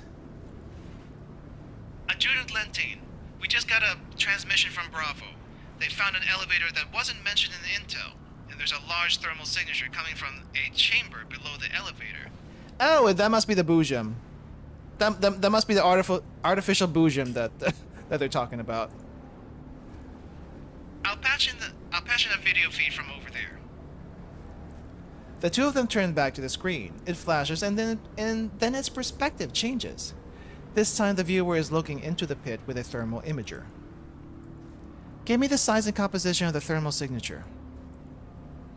1 moment, please. Scan complete. I'm picking up at least 40 life forms in a massive thermal source, massing at least 5 units or more. 5 units? So it's a boojum then. So they summoned us even before the ritual was complete. That doesn't happen often. The sound of gunshots come over the transmission, seemingly from a long distance away. I hear gunshots. All teams, stay alert. Who are you engaging? Hang on. There's nobody. None of the teams have engaged anyone. Then something must have happened underground. Delta, finish planting the explosives. The rest of you, head deeper into the pit. This assignment's hazard level is now 1. All personnel, prepare to engage a boojum. Understood. They're gonna die! They're gonna die against this Boojum, because I don't remember seeing them at all. While that answer was simple enough, there was an added hint of nervousness in the man's voice. Yeah, because the threat level was raised. What do you expect? They're calling this a hazard level 3 mission even though there's a Boojum present? You were wondering why they shelled out so much, right? Looks like you've got your answer. And now the six units definitely makes much more sense now. Still, even if the FABN group is in charge of things, a Boojum so close to the green zone is going too far. Forget it, this isn't any of our business. Have Alpha prepare themselves, we'll be... At what? Suddenly, they hear bullets strike the exterior armor plate of the vehicles, followed by an emergency transmission over the radio. This is Echo. We've engaged unknown dolls. They're attempting to enter the underground chamber. Oh, sorry about that. We didn't mean to get into... we did not mean to, like, fight you, but, you know, everyone's kind of enemies at this point. Dolls? How many? Unable to estimate. They have a sniper. 2 of our guys have been hit. We're pinned down. Sniper. Is that Wawa? God damn it. Lenny, get the IFV over and give them support fire. Fire support. Why now of all times? Rhino 2, Rhino 3, what the hell are you doing? Why aren't you returning fire? What? Your optics were destroyed? You shower of useless assholes. Must I do everything myself? What the heck is this insult? You shower of useless assholes? Shower? That's gotta be a weird insult if I ever did see one. Kenny climbs into the gunner's seat and prepares to manually control the autocannon for the attack. However, there is the sound of a crisp impact from outside the vehicle, and the gunner's monitor in front of him promptly bursts into a sea of static. What? Don't waste your time. We aren't going up against ordinary dolls. Alpha, mount up. We're moving in to assist. Yeah, about that. We weren't supposed to fight you. Oh, wow. Flying units? Wait, actual flying units? I'm approaching the coordinates Miss Dandelion sent us. I see some IFVs here. They might end up being a big threat to us.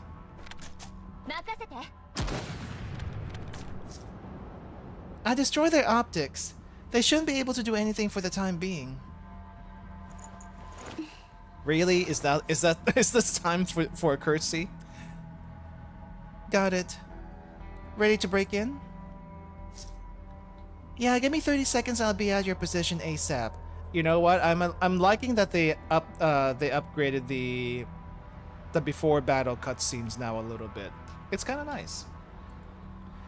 Shark Ray, stay inside and keep the engines running. Prepare to head out any time. So I won't get a chance to shine? You're a driver. Not unless you want some 25mm ventilation in your frame. Okay then, but don't take your time. When I heard the first time, I thought they were going to kill Paradeus, but knowing what I know about Girls Frontline 1, just hired to clean evidence. I think I'm still surprised we have flying units. This is the first time ever. Okay, what do we have here? Mechanist. Are you a healer? Are you actually a healer? Start of battle summons a mecha hound. Oh. I see. Not a healer. The flying unit. I mean, they're gonna die really quickly. I just want to see what they have. Selects the enemy unit with a lower stability and deals physical damage. If 0, deal more damage. Was there Oh yeah, there were flying units. Oh, I mean, I guess technically speaking, there were like moths, but this unit is flying a little bit higher than the moth was. At least I think so, anyway. Just a tiny bit higher. Wait, I only see 2 units. I only see 2 units. Why are we so... What the heck?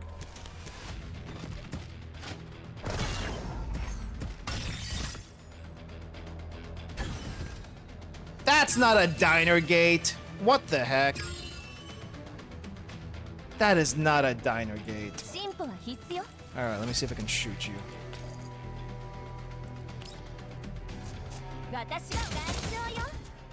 Yeah, I'm looking forward to challenge mode when they actually make these guys into a threat, but still.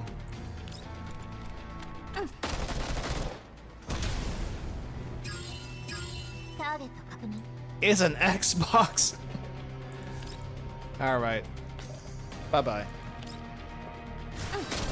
Nah, I refuse to call that thing a diner gate. It looks nothing like one. We can't hold them, adjutant. Those dolls made it underground. That fighting style, and such capable T-dolls. This is Bravo. We made contact with unknown T-dolls. They've got a lot of firepower on their side, requesting backup. So there are T-dolls underground as well. Looks like things are becoming more and more interesting. Interesting? Leave 3 people behind to tend to the wounded. Everyone else follow me. We're going after those dolls. Lentine, are you sure you want to die here today? I don't think you want to die here today. Got it. Meanwhile, on the other side of the pit... How many more enemies are there? There should be at least 50 according to the scans, right? Is there another way? As you can see right now, I'm just a diner. Look, I'm being serious here. In that case, we should be able to solve the problem handily once our reinforcements arrive, right? Sure, Dandelion. I know you contacted them. Reinforcements? Where are we getting reinforcements from? Just then, I hear a familiar yet unfamiliar voice in my earpiece. The moment I do, I know that we've been tossed a lifeline. This is where we got the cliffhanger. Master, do you read me? Loud and clear. We received Miss Dandelion's distress signal and are now approaching your location. Macchiato's come too. Wait for us, Commander. Don't you dare die down there. Looks like my number's not up just yet. Dandelion, give me Centauresse's location. Already sent. The enemy's weight of fire is massive. The sooner we're out of here, the better, considering we don't know if more enemy reinforcements will show up. I quickly glance through the signal icons on my terminal. Centauresse and the others are approaching fast. From their position, I can count on them to help me pincer the enemy. However, we'll need to take Helena back from the Boojum first. I look around. Diane is hitting the enemy with everything she's got. Coffee and the Helena she's protecting are looking at me with frightened eyes. We don't have much room for error, but I am certain that even after all this time, the dolls can still work well together. There's no more time to hesitate. I quickly decide on my next move and give my orders. Diane! Commander! I need suppressive fire from you and Zhang Yu in the direction to draw their attention. Our reinforcements will flank them from behind and will break out through their location. Yes. Dandelion, help compute the ideal attack route for Diane and Centauresse and send it to them. Already done and sent. Gee, she works fast. Centauresse, give me a sit rep once you get in position, then wait for my go. Yes, Master. ETA is 1 minute. Diane, keep laying down fire. When I give the word, we'll make a break for a more open area and draw the enemy's attention. Zhang Yu, can you and your big sis put a good show to distract them? No problem, just leave it to me. That's all I needed to hear. Wait, where's the other doll who we've never met before? There we go. And who might this be? Her name is Zhao Hu. She's a new friend of ours. Got it. How about this? You look pretty agile, so can you help bring Helena back to us? I'll have Dandelion disable Helena's defense system. That's Diane, Zhang Yu's commander for you, already giving orders without hesitation, even though this is the first time we've met. Hey, if you can't handle it, I can do it instead. Of course I can. Should I head out now? I'm glad you're willing to help out. Wait for my signal. I look up at the Helena who's still floating in the air. She is watching us struggle with a look of amusement on her face, and this is our Helena. I pay her no further attention and look down at the Helena in front of me. I guess we can consider the quotation marks as a way to keep them apart. You're Helena too, right? Yeah. Do you want to live? I can't die yet. I see the determination in her eyes. Then I turn to Coffee. Protect her. She's also Helena. Okay. Coffee reaches down to support the Helena beside her and looks up at the airborne Helena. So our Helena... Relax, she'll be fine. Saying so, I turn to look at the hovering Dandegate. Oh, we're actually... Wait, did we call her Dandegate before? That's such a mouthful. Dandegate. You can do it, right, Dandelion? As you wish. After I give my orders, the dolls all look at me. I take a deep breath and wait for the transmission to come in. Master, we've reached our attack position, waiting for your command. Got it. Everyone go. Centauressi and Macchiato silently drop down onto the elevator platform at the bottom of the shaft, while their black armored enemies are focused on firing in the other direction. They suddenly open fire, cutting the black armored troopers down before they even know what's going on. The dolls soon take the position that the enemy once occupied and begin providing us with cover fire. Ah, dang, it's opening up. Then Dandegate flies up to Helena, who seems unhappy. The spherical defense systems begin to glow, but Dandelion seizes control of them before they can finish charging up. Nap time for bad kids. You! Before she can finish, the three spheres glow, then revert to their box form, which encloses Helena. Oh! Nice! Xiao Hu, go now! Got it. Xiao Hu throws out a grappling line and immediately springs forward toward high ground while Diane and Zhang Yu rush towards Centauressi. Run! Everyone breaks into a mad dash, with Centauressi and Macchiato pinning them down. The enemy's volume of fire is significantly reduced. I'm running at the group's head while Coffee and Helena follow close behind me. Diane and Zhang Yu bring up our rear. As we approach Centauressi, I notice the flickering of flashlights in a tunnel off to our side. Master, incoming enemy reinforcements. It's in my blind spot, I can't hit them. Cover the commander. Diane and Zhang Yu immediately rush to the head of the group and turn to face the enemy reinforcements. Zhang Yu presses on my shoulder to get my head down while she and Diane block the bullets from the side. The two dolls mount a fighting retreat away from the enemy. Dazzling flashes of light erupt as bullets splinter and fragment against their frames, but they grit their teeth and continue returning fire. Okay, so they are getting hit as they're fighting here. Looking up, I see that Xiao Hu has taken the Helena box out of the air, and she is using her grappling line to rake the enemy with fire, one-handed as she swings through the air, briefly throwing them back.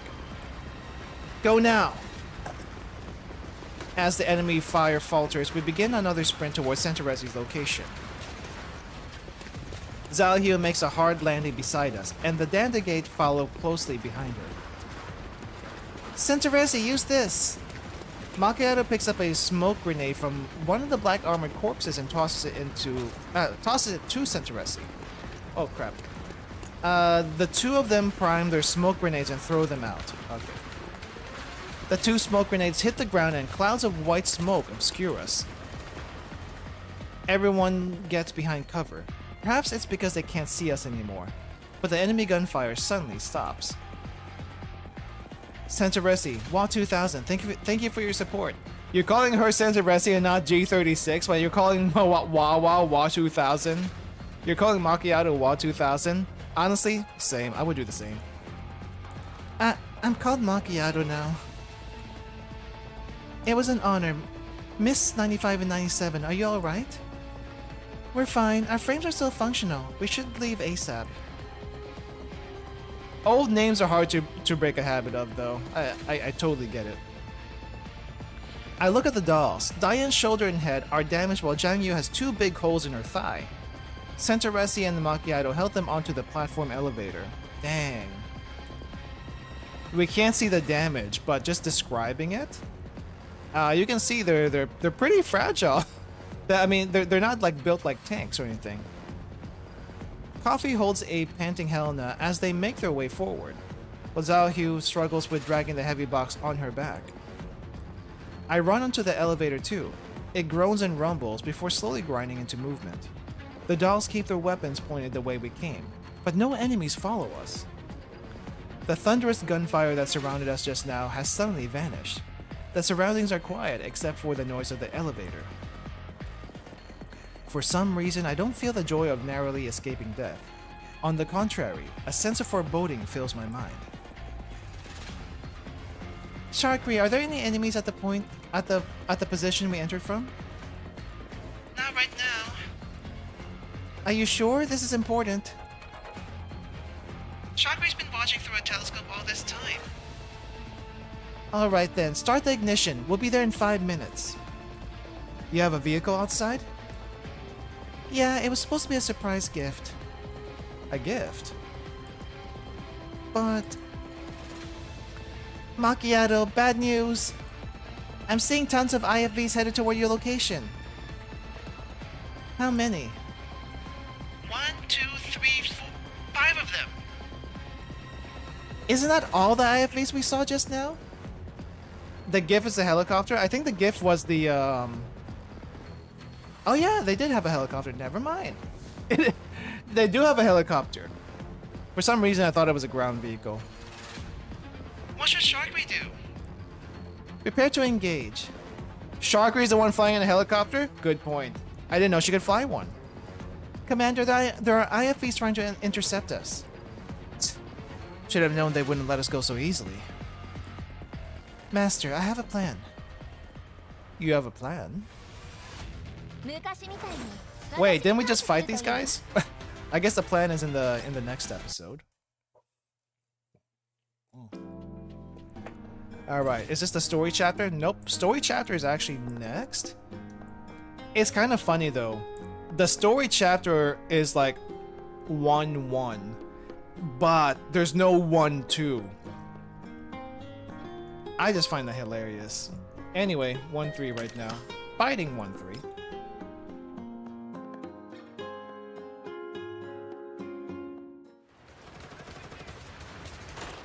Adjutant Lentine, look out!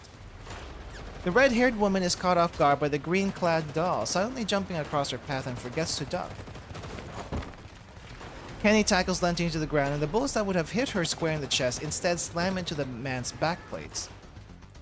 The other troopers immediately stop shooting and drag the 2 of them into safety. The woman gets to her feet and immediately checks on the squad leader's wounds. Kenny, are you alright? Hell if I know. Well, don't die, because we can't bring you back. Oh, I just realized it. Is your name Kenny because of South Park? I hope not. I actually hope not. She quickly inspects the place where he was struck and finds a bullet stuck between 2 of his ballistic plates. Get up already. I'm not gonna get you pregnant. What? It's not gonna get... Oh, wait. I read that wrong. It's not going to get you pregnant. The bullets are not gonna get him pregnant. Wow. I'm guessing she likes Mpreg. The woman kicks a squad leader. After realizing he wasn't injured after all, Kenny scrambles to his feet. Lentine pays him no further heed. Instead, she peers out from behind their cover. The smoke cloud has fully spread out. She can't see anything. What is this love and hope I hear about? Don't worry about it. Don't worry about it. I guess hope is like whenever we survive. Love is love. I don't know what to tell you. Adjutant, we've lost sight of the target. Should we pursue? Give me a casualty report. We've got 12 killed KIA and we've got 12 killed in action and 25 wounded in action. Losses are serious. I guess don't give chase. You don't want to chase with that many people. Wow, I didn't think we killed 12 of them. Hopefully it wasn't all us. Goddamn motherfuckers. After them. I want them all to burn in hell. Oh crap, it's personal. Calm down, adjutant. We're at a huge disadvantage fighting dolls at this range. Lenton troubles with rage. She pulls out a cigarette and takes a deep drag from it to calm herself down. After a brief period of contemplation, her reason wins out over her emotions. Bravo! Evacuate the wounded. Evacuate the wounded! Everyone else from the other teams who can still move, form up into a squad and follow me. We're headed up to the surface to wipe them out. Once we get out of the underground levels, blow all the charges. Good call. Yes, ma'am. Kenny, have everyone from Echo who's still alive drive the IFVs over to block off the exit those dolls are using. Stop them no matter what, even if it means having to physically hit them with your cannon barrels. I'll contact them right away. The attack and losses sustained have far exceeded anything she has expected. Meanwhile, it's very hard for her not to imagine what has happened here after looking at the corpse of the Boojum in the deep pit and that of the woman in black outside of it. What the hell am I even fighting for? Money. You're fighting for money. You're in a PMC. You do that for money. Lentin mutters to herself, a mix of emotions in her heart. Then she casts aside her cigarette butt and vanishes into the darkness of the tunnels with the rest of her men. Oh dang, I don't think we got a close up on this one. Hold up. Hold up. Now this guy isn't quite as armored as the squad leader. I think never mind. It's pretty much pretty closely armored, minus the throat guard over here. But I guess he can't really have too much on him when he already has so many. What is this? Are these supposed to be missiles? Or the portable diner gates? Which I refuse to call them diner gates. I think this might be the mechanic one. That's pretty cool though. Is that the flying guy? I don't think it's the flying guy. It doesn't look like this one has the booster rockets. This might be the guy that sent out the mini dog drone thingy. This is Rhino 4 hailing Rhino 1. We picked up Echo and are heading for the tunnel entrance. The few remaining black armored troopers file into the IFVs. Their rear hatches close up and their engines roar loudly. Loud.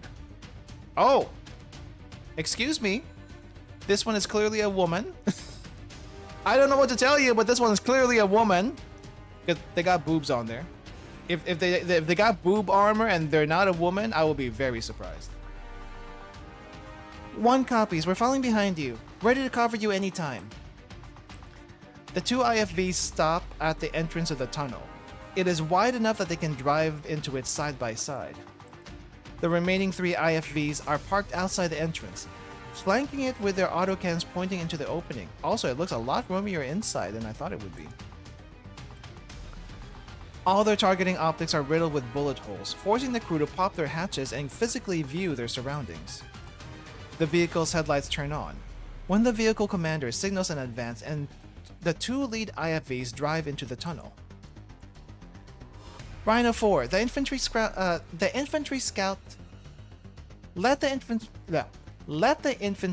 the surroundings. There we go. Don't let yourselves get flanked and ambushed. I'm assuming the reason why this one is so lightly armored though, I want to say they're the medic. But even though they might be the medic, they definitely have a few... This does not look like frag grenades. These look like they might be smoke grenades, question mark? And this might be the medic the medic bag over here, if they are a medic at all. But I can't really tell. I assume all these guys are mostly offense, but they should have some medical supplies. Yeah, manually using an IFV turret physically and visually is a pain in the butt. 4 copies. We're on high alert. The black armored men emerge from the vehicle, guns held at the ready as they eye the area around them. This is Lentine. The enemy is taking the elevator up. Head to the top elevator landing and intercept them. Smash them to bits. 4 copies, Adjutant. You heard her. Pick up the pace. Copy. Accelerating now. The IFV picks up speed, crushing crates and corpses underfoot. The black armored troopers notice that the crushed corpses have Magni security written on their gear, but their rapid movement soon carries them out of sight. Stopping at the end of the tunnel, the IFV's headlights cast a clear glow ahead, while the elevator platform noisily makes its way up the shaft. Way up the shaft. Oh, excuse me. A little burpee. The spinning yellow lights and alarm klaxons are a constant reminder that the IFV's crew and complement. Wait, the IFV's crew and complement that the elevator is. Spinning yellow lights, alarm klaxons, crew, and compliment that the elevator is about to arrive. This is weirdly worded, or maybe I'm just like messing it up in my head. But okay, we'll just take it as is.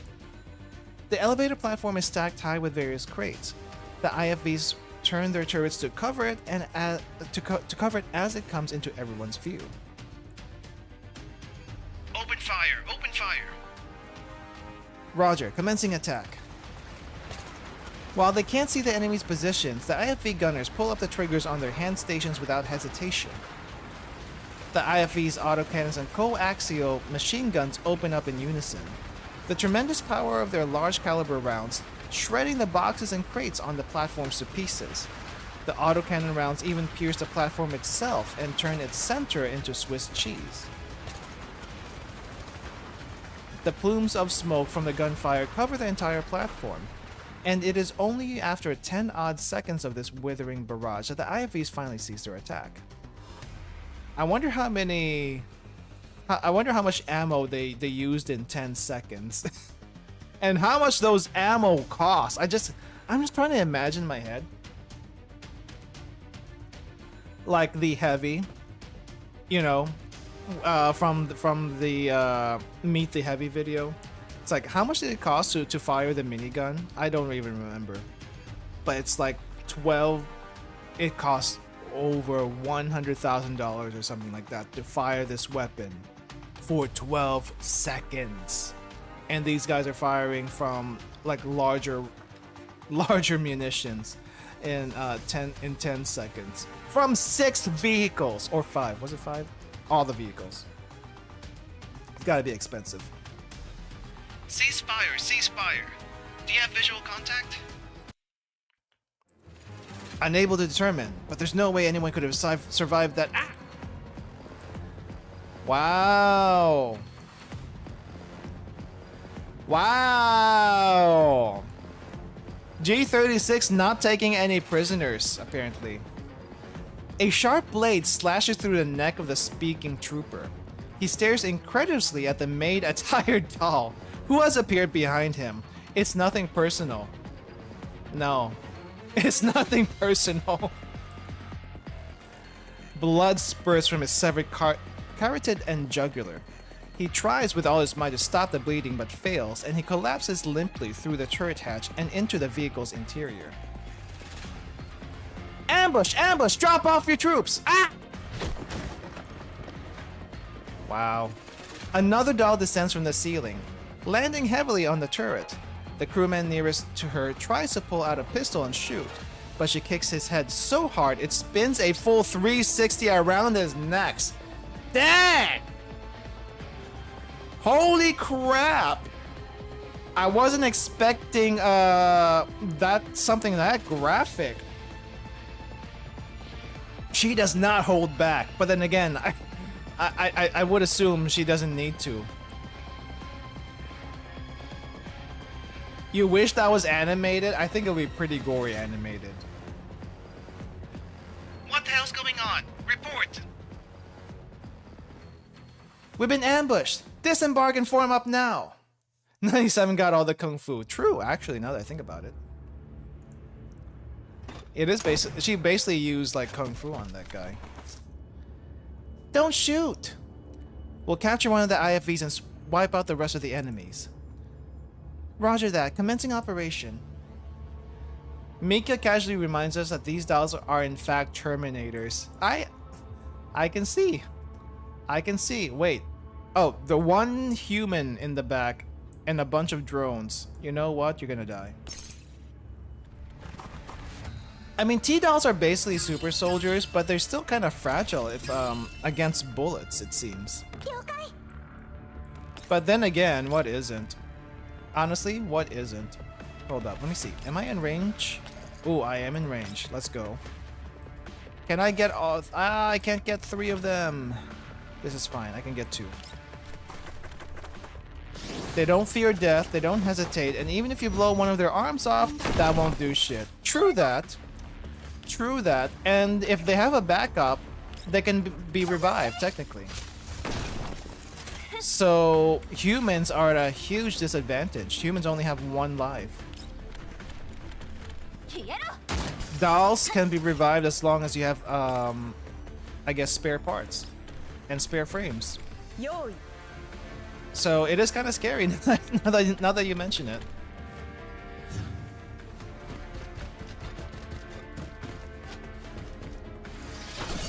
Whoa! Whoa! What was that? That was a melee unit. What the heck? Oh, that was actually kind of awesome. Too bad you're gonna have to die. Kill him. Oh wait, get behind him and then kill him. Oh wow. Hold up. I see we're gonna have to use a little support fire here. Okay, no mercy. No mercy.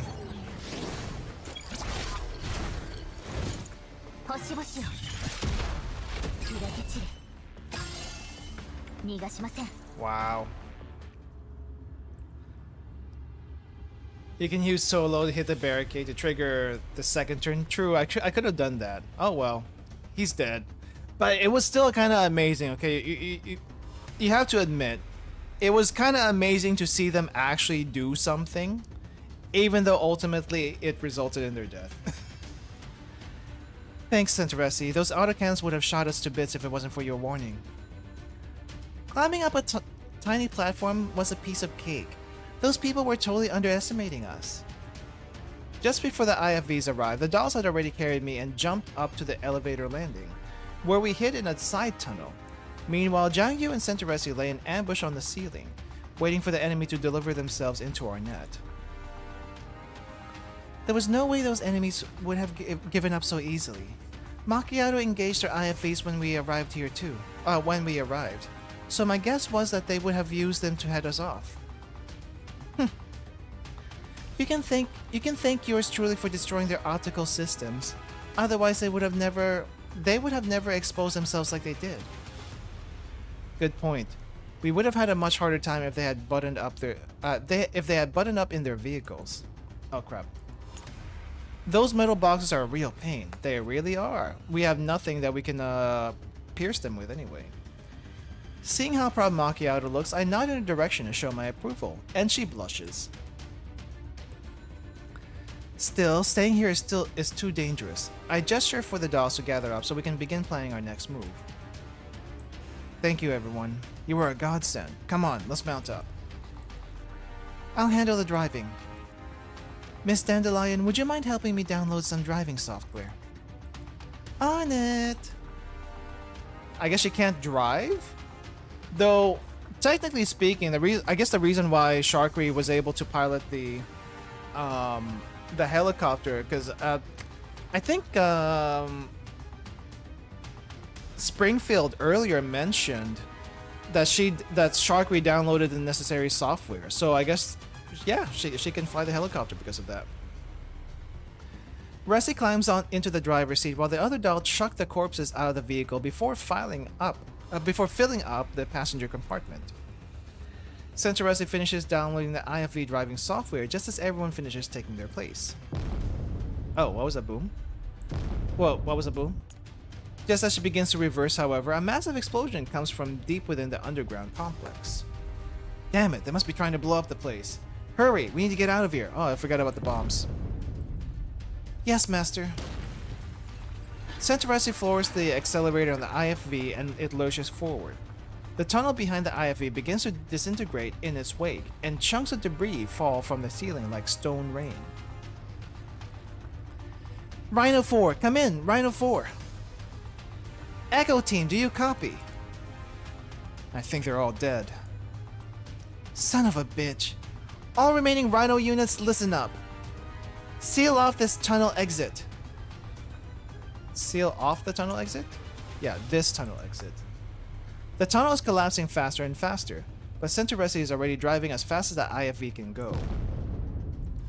From her perch inside the turret, Macchiato spots more IFVs waiting to ambush, but there's no way we can slow down now.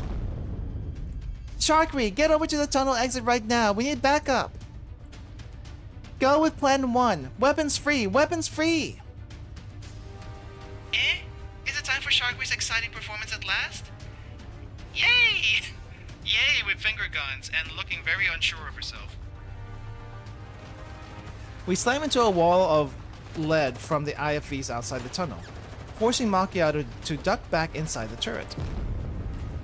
In front, bullets, cannon shells, and all manner of ordnance throw up an endless rain of sparks as they ricochet off the IFV's armor. Behind us, the collapsing tunnel surges forward to consume us all.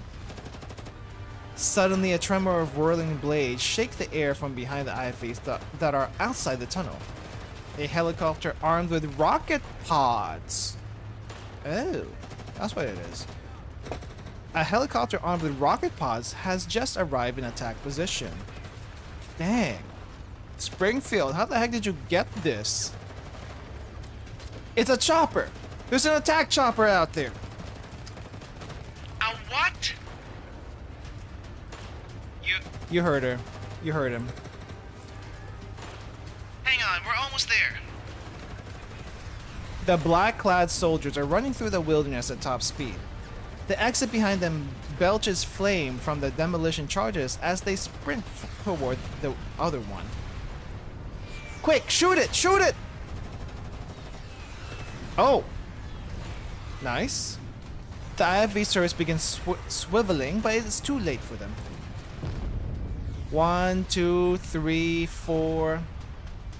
It's a Blackhawk. Certainly, I'm certain Sharkray is singing Fortunate Son while flying it. Is this actually what a Blackhawk looks like? I don't think I've actually seen a Blackhawk before. But dang. There's rocket launchers, 2 pods of rocket launchers on each side. And I think there's a gun right under there too. War Thunder loading screen.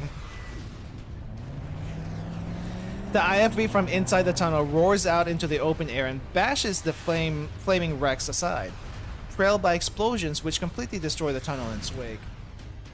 UH-60. That is a Black Hawk? I am positive. Okay. Sharky's just playing... Sharky Simulation's just playing War Thunder? Probably. That'll be hilarious. As the flames chase it, the IFV carries on toward a small hill in the distance while spewing black smoke. The helicopter gracefully banks to the side and flies past us, landing on the hill where we're headed. Once we get there, Centauressi puts on the brakes and I emerge from the IFV. While I can barely open my eyes because of the downwashing grit, what I do manage to see still shocks me to the core. Unguided rocket pods. That's actually kind of crazy. You would think there'd be some homing missiles in there, but no. Unguided. Must aim manually. Nothing could be more familiar to me than the black helicopter before me, except perhaps for the worn but still legible insignia on its side, the Shield of G&K. Oh! Wait, is this the same helicopter that we get the supply drop for the Girls Frontline 1 costume gacha? That'd be hilarious. Homing missiles need more room, so less rockets to fire. Ah, I see. That makes sense. Get to the chopper! I had to. I'm sorry. I had to. There's no time to admire it though. The dolls pop the IFV's hatchets and begin climbing toward it. I help the dolls push Helena and the box into the cabin. In the distance, the black armored troopers have also gotten to the high ground of their own. The woman who leads them anxiously gazes at the helicopter in the distance. The Mika loves her pop's cultural references. If you haven't seen the achievements, it's like literally littered with them. Seeing them in story, so much better. God damn it, we won't be able to catch up with them. Kenny, do we have any rocket launchers? We do. Bring that chopper down. Give me a pair of binos. The woman takes the binoculars that one of her men hands her and looks through them at the helicopter. Range is 260 meters. Fire when ready. Through the binocular, she sees the dolls pulling a human into the cabin. The human takes a seat on the lip of the passenger compartment. Lentin ups the magnification of her binoculars, but when she sees the man's face, she suddenly freezes. Oh, you recognize this face, do you? Isn't he from Frankfurt? She immediately changes her mind and gives another order. Cease fire! Huh? Oh, too late. Someone already shot something. I wonder if Wawa's gonna intercept that. However, the squad leader has already pulled the trigger. A rocket streaks out towards the helicopter. I guess chopper would be fine too.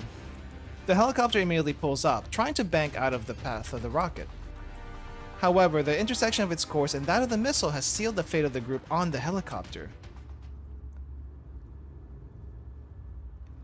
Wait, so we were gonna get shot but someone else intercepts? Firing.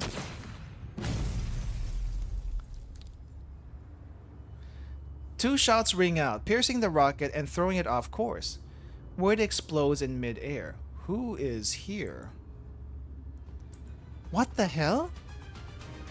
The shockwaves from the rocket explosion shake the helicopter, but the pilot soon levels it out. It continues picking up speed, trying to get out of its godforsaken hellhole. Let me guess, was that Springfield? Springfield, was that you? We still have hostiles nearby. Find them! The helicopter's still in range. Should I keep going? As Kenny barks orders to his men, he raises another rocket launcher, awaiting Lentin's response. All units, take cover and wait for further instructions. Upon hearing the order, the black armored troopers obediently remain still and make no further movements. In the distance, the helicopter picks up speed and fades from sight. Meanwhile, the hidden shooters do not reveal themselves. So they were just covering the escape then. 2 gunshots, 2 people. That can't be Springfield. Because everyone except Springfield was at the cafe. Well, no. Springfield was the only one left at the cafe. Everyone else left. So that can't be her. Who could this be? It can't be people from the Elmo. I don't think they knew to come here just yet. She shoves the binoculars back into Kenny's hands, then takes out a cigarette and lights it. The surviving men in black remain silent as though waiting for Lentin's next order. A moment later, she throws the cigarette aside without so much as taking a drag on it and turns to address Kenny. Contact HQ and tell them the mission is complete. Then inform personnel and have them pay out the maximum compensation to our fallen men. Smoker, you? Hey, it's a tough job. That's how she copes. Also, I would be surprised if most people around here do not smoke. You know, in this universe, I would be surprised to see the one non-smoker around here, which probably would be Colin, but I wouldn't be surprised if she does it also. Kenny nods. When writing your combat report, attribute all our personnel and material losses to the battle with the Boojum. Do not mention anything about the battle with those dolls. What? Then find the most reliable underground broker you can. I need information. Lots of information. No, Bodnitsa, don't sell us out! With that, Lentin heads into the distance, ignoring Kenny's questions. The sounds of the world begin to fade away as she loses herself in thought. It could be Saja also selling us out. There was only one thought left in her mind. Why? Why?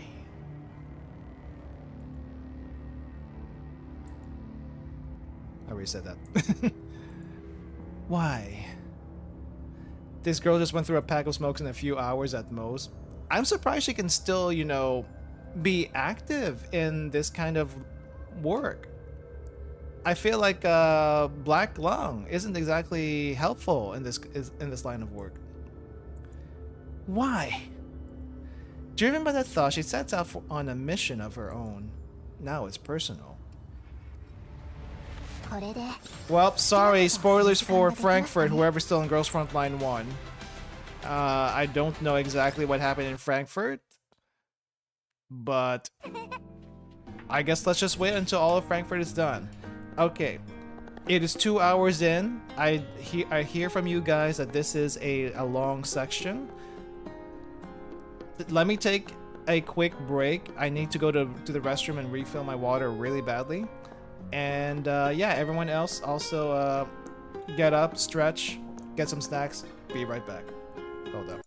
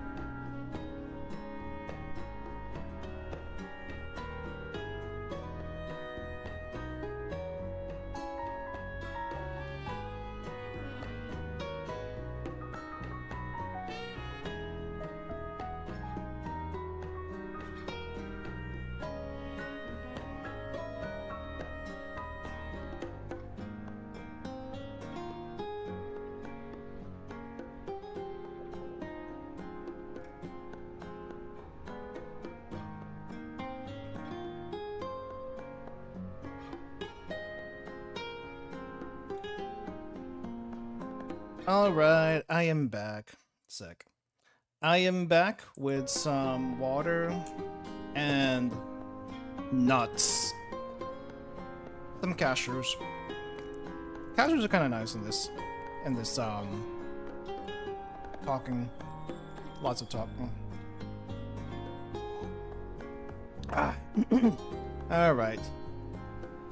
I'm gonna check on the cafe really quick before we come back to the story. just to give people enough time to come back. Let me see what's going on over here. How many did we get? How many stickers did we get? 53. Not too bad. Ooh.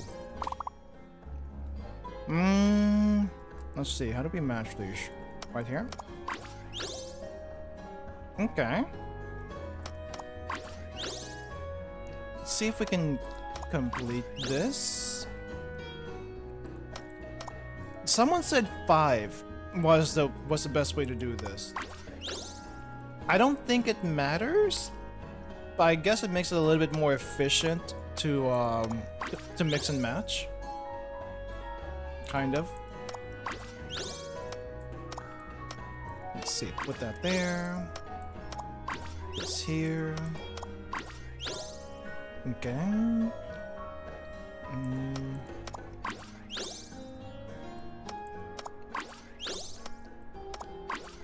There we go. How close are we to getting everything? Oh, hey! I just need a red one to get one of these bear stickers. Read the question mark? I guess I haven't read it. What does it say? Combine 3 notes of the same shape and color to obtain 1 note of the same color of a higher level. Combine 6 notes of the same shape and color to obtain 2 notes. Oh. Wait, go for 6? Wait, how are you supposed to do 6? Oh, wait, I think 6 notes of the same shape and color. Wait, no. Oh, I didn't think it mattered. Oh. Oh, crap. I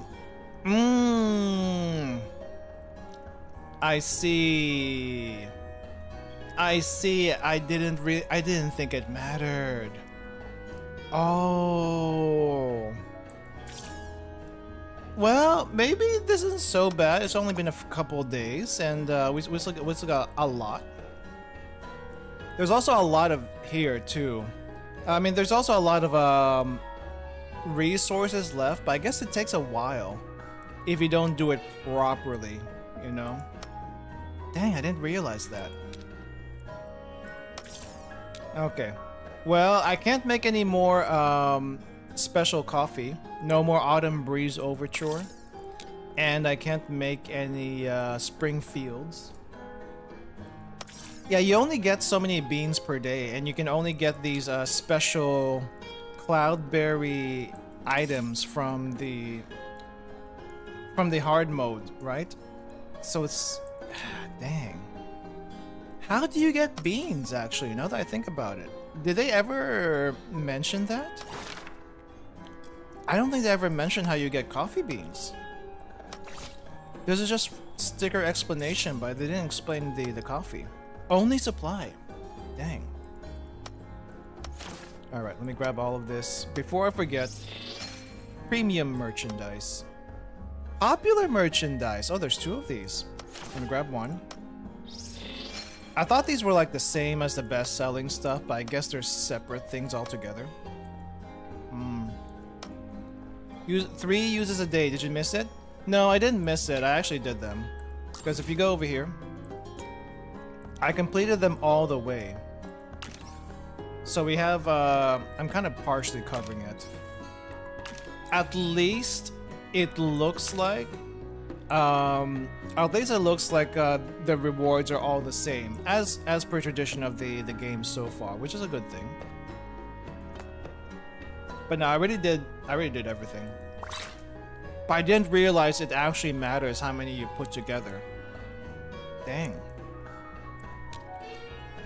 Diane doesn't have any more money for me. I can click her and she just waves. Everyone else I click, she doesn't do anything. She kind of does something. G36 kind of does something. Springfield waves? This lady doesn't wave. This guy doesn't wave. Which makes the autocomplete when you get them worse. Yeah.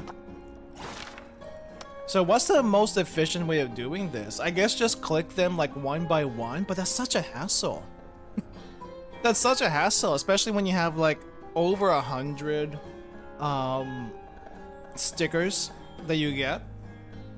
So you gotta be like, I guess you just gotta be really careful on how you do them.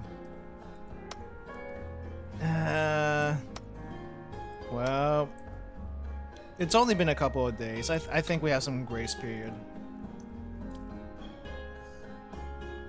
Anyway, let's go ahead and get going with the next thing. Hope Ryuki's back, but if he's not, sorry. We gotta get a move on. Gotta get a move on. Let's go. The actual story node. Let's see. The helicopter rises through the clouds and reaches its cruising height. Hey! Came back just in time.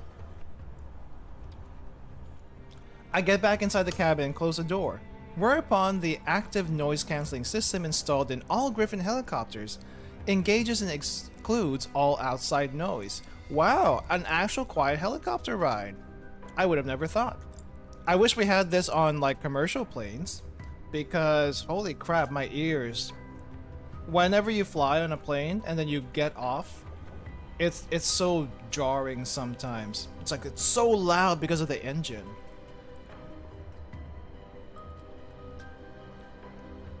This is risky. Hey, you know what? It's an emergency, okay? It's an emergency. It is what it is. The silent surroundings make me realize that I've left the combat zone, and it is only then that I realize that my hands are trembling. A feeling that is slowly rising up in my arms. I clench my fist, doing my best to stabilize my heart, then I begin to consider the current situation. Oh, sorry, just clicked off a second. Based on what I saw just now, the involvement of Paradeus, those PMC troops, and that other Helena are all very excuse me, holy crap. Burping? All very unnatural. What on earth is Dandelion trying to pull? Where is she trying to steer all of this? I don't think she's got anything to do with this. I don't think she's got anything to do with this. I look at the flying Dandegate and think about how to get a straight answer out of her. That missile headed at us clearly did not explode for no reason. From its trajectory and the position where it exploded, someone must have shot it down. But who? In other words, someone secretly saved us, but who could have done that? I ponder the question, but can't come up with anything. Since I have no evidence or proof to support it, all I can do is set it aside for now. What if? What if? Nah, it wouldn't be. I was thinking in the back of my mind, since the I'm metagaming the story a little bit. Since the 404 event is coming soon, it's like, could this be 416 and G11 for some odd reason? But then again, I don't think their weapons can fire that far. It would have to be a sniper. Can't be anything but a sniper, I feel like. I pondered the question, but I can't come up with anything. Since I have no evidence to support or proof to support it, all I can do is set it aside for now. So, where shall we go next? I'll ask Centauressi and Macchiato later. I'm sure they have plans of their own. Should I continue with this transport mission? I look at the box in the other Helena, who looks just like the one I know but acts completely different. Once we get to a safe place, I'm going to have a good long chat with her about what happened before we got to her. Always a third faction. Gosh. After this brief period of contemplation, I look around the inside of the cabin. This is a standard issue Griffin transport helicopter. Judging by its stability in flight and the normal operation of its noise cancellation, this chopper has most likely been maintained at active duty spec from 10 years ago. Nice. While the fittings are a little old, they're all pretty much standard issue from back then. Even the first aid kit is in the same place. Hopefully replaced. Macchiato heads over to the co-pilot seat and talks to a doll I've never seen before about our flight path. Oh, Sharkery. Centauressi takes the first aid kit from under the seat and begins treating the wounds of the dolls who were damaged in the battle just now. Wait, what's a first aid kit even gonna do to a doll? Unless it has, like, doll-specific first aid kits. The dolls begin exchanging their names and rejoice over surviving that battle just now. And Frankfurt. I look at Coffee, who's trying to strike up a conversation with the other Helena. But the latter does not respond in any way, only looking down at the box. Sorry, Coffee, this Helena is a little bit more angry than our Helena. So yeah. Probably just bandages. Yeah, I don't think bandages are going to do anything for them, sadly. She looks uneasy, but I can tell that she's trying to rein in her emotions. She's been secretly observing everyone since we got on the helicopter and thinking about something. The box has been secured to the cabin floor. Zhao Hu looks worriedly at it, then looks up at the hovering Dandegate. Say, this box isn't going to suddenly change back to its sphere form, right? I've already assumed direct control over the box's authorizations. That said, its occupant might be able to take back control. Who knows? Upon hearing this, the girl suddenly looks up and addresses the Dandegate in an earnest voice. She's already gone. I can no longer sense a lurking unclean. So she's gone. I guess we can release the Helena now. The Dandegate flies in front of the girl's face, its mono eye focusing on her. But the face reflected in its glassy depths does not change. Looks like there's no more danger then. Lucky us! But she has left her burden behind. The box cannot be opened for now. Why? Are you afraid she'll replace you? You should not do that if you do not want her to die. Huh? After saying that, the girl lowers her head once again and remains silent, no longer listening to Dandelion's teasing. With a sigh, I look away from their conversation to the dolls. Centauressi has finished binding Diane's wound, so I approach them and ask about their condition. Okay, that makes sense. Bandaging them up so that their parts aren't exposed. Diane, Zhang Yu, are you alright? You don't have to worry, Commander. They were merely flesh wounds. Yep, a band-aid or two and we'll be just fine. Diane's injuries aren't particularly bad, but Zhang Yu has suffered a penetration injury through and through to her leg. So Centauressi kneels before her and begins administering first aid. Penetration. Interesting choice of words. She carefully extracts a bullet and its fragments, then fills the wound channel with packing epoxy and applies a synth skin patch over the entry and exit wounds. Ah, that's their first aid. Interesting. Zhang Yu limbers up her leg, then nods happily to Centauressi in gratitude. Seeing as Centauressi has finished first aid for them, I decide to ask her the question that's been on my mind. So, what's the deal with this helicopter? Usually getting shrapnels in your wound hurts like hell. I believe it. I believe it. That's what it's there for. Shrapnel is not normally there to kill you, though it can. It's there to immobilize you.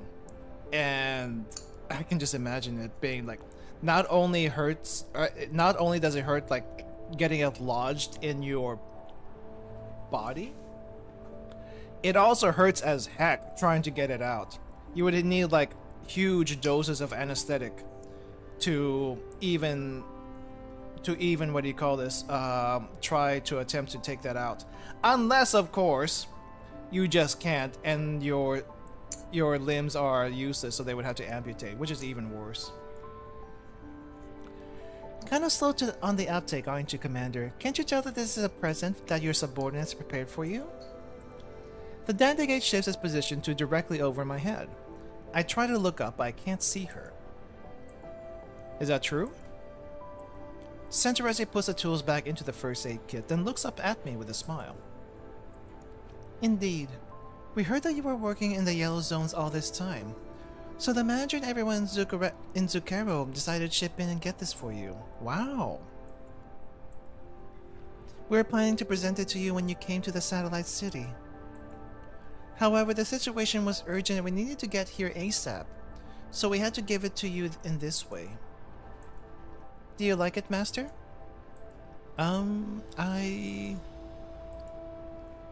sudden surge of emotions leaves me unsure of what to say next. As nostalgia assaults my brain and I look around, I feel like I've gone back 10 years in time. Well, you have some dolls back, and then there are some dolls who are not back and will never come back.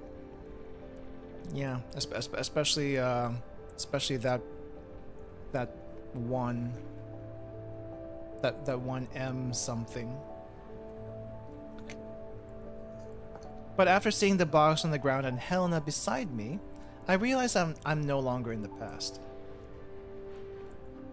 Thank you, everyone. Don't forget to thank Springfield. It took her a lot of effort to acquire this transport helicopter. After Macchiato finishes talking with the pilot, she heads in from the pilot's cabin and takes a seat up opposite me. Did she? No, not M200, sadly. I was thinking about I was thinking about M4. Yeah, that M1, that other M1, who will never come back. And your name is now is Macchiato. That's my name now. Make sure you don't forget it. I will, Macchiato. Sorry, Wawa. I'm gonna keep calling you Wawa in my head. Is Springfield with you too? Yes, manager is waiting for us in Chair 02. Chair 02. It's one of the satellite cities on the escort route. I look up at the Dandegate. It pretends that it didn't notice me looking. We should be safe now. Would you like to contact the manager? Yes, we would. Please put me through. Centauressi adjusts the transmission frequency and patches a signal into my earpiece. Soon I hear a familiar voice through it. Holy crap, she went into battle gear? Like, right away? Oh my, Commander, it's been a while since we last spoke.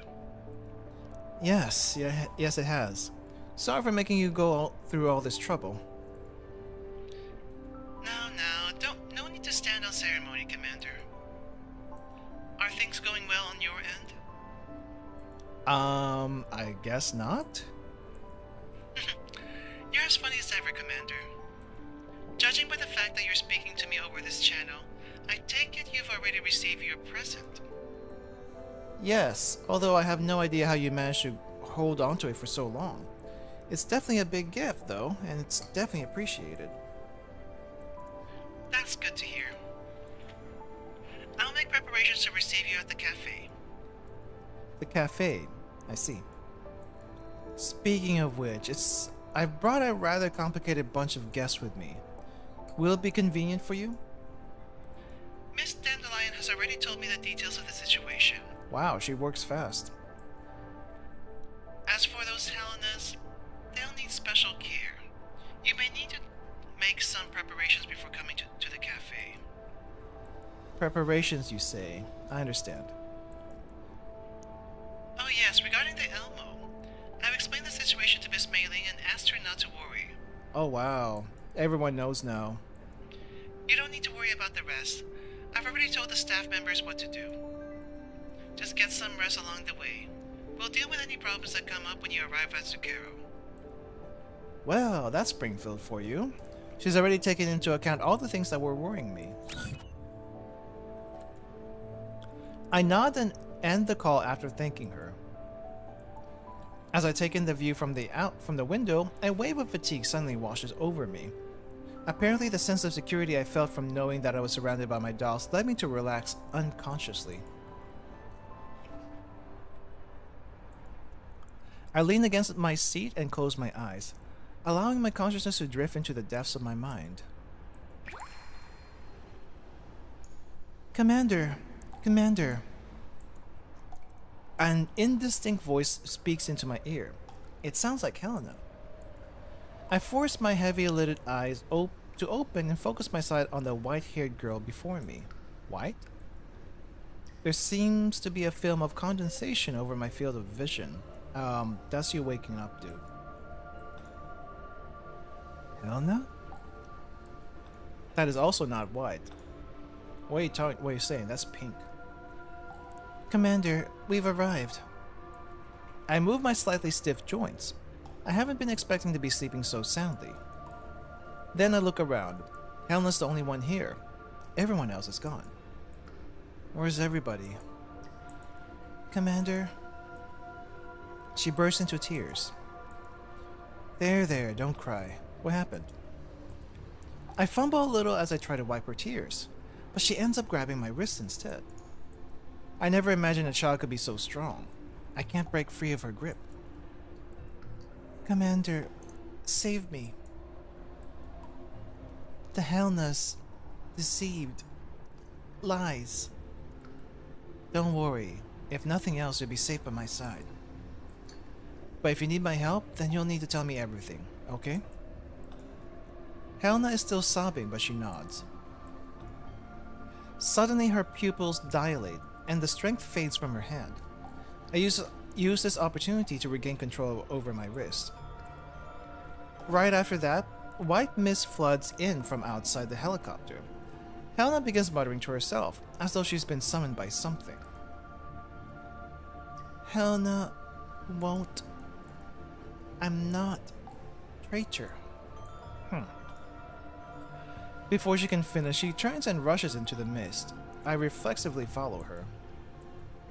As the mist clears, I grind to a halt as I see a seemingly endless expanse of epitheliums before me. Countless Helenas are walking forward through the flowers. The epitheliums bloom, and petals fall like rain. This beautiful scene is indescribably eerie. Helena! Holy crap.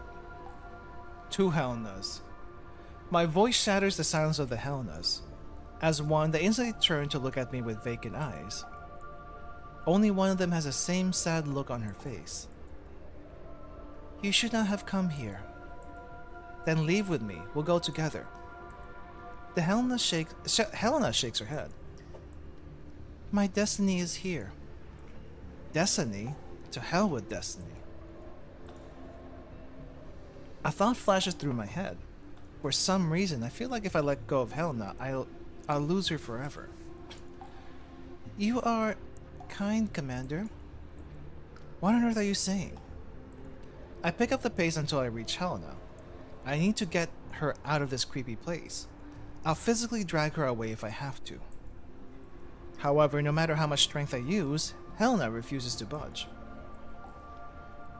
The kind die, but you must live. Helena picks an epithelium beside her. The soft, lovely flower instantly transforms into a sharp blade that gleams coldly, and she stabs it into my heart without hesitation. I can't dodge the blow, but my chest doesn't hurt. It just feels cold. Helena weeps, and my consciousness grows hazy. That is one weird fever dream. I bolt upright, like I've been electrocuted. After gasping heavily for several seconds, I realize that the dandelion is perched on my chest. That must have been where the coldness came from. Wow, dandelion. A little too close, aren't we? Were you dreaming? Upon seeing that I'm getting up, the dandelion hops off my chest and takes to the air. I turn to look at the girl in the corner, then at the box, and quietly sigh. More like a nightmare. Or stabbed, sure. I think I was too tense. I'm okay now. Dandelion flies a circle around my head before descending before my face again. As long as you're fine, get ready, we're about to land.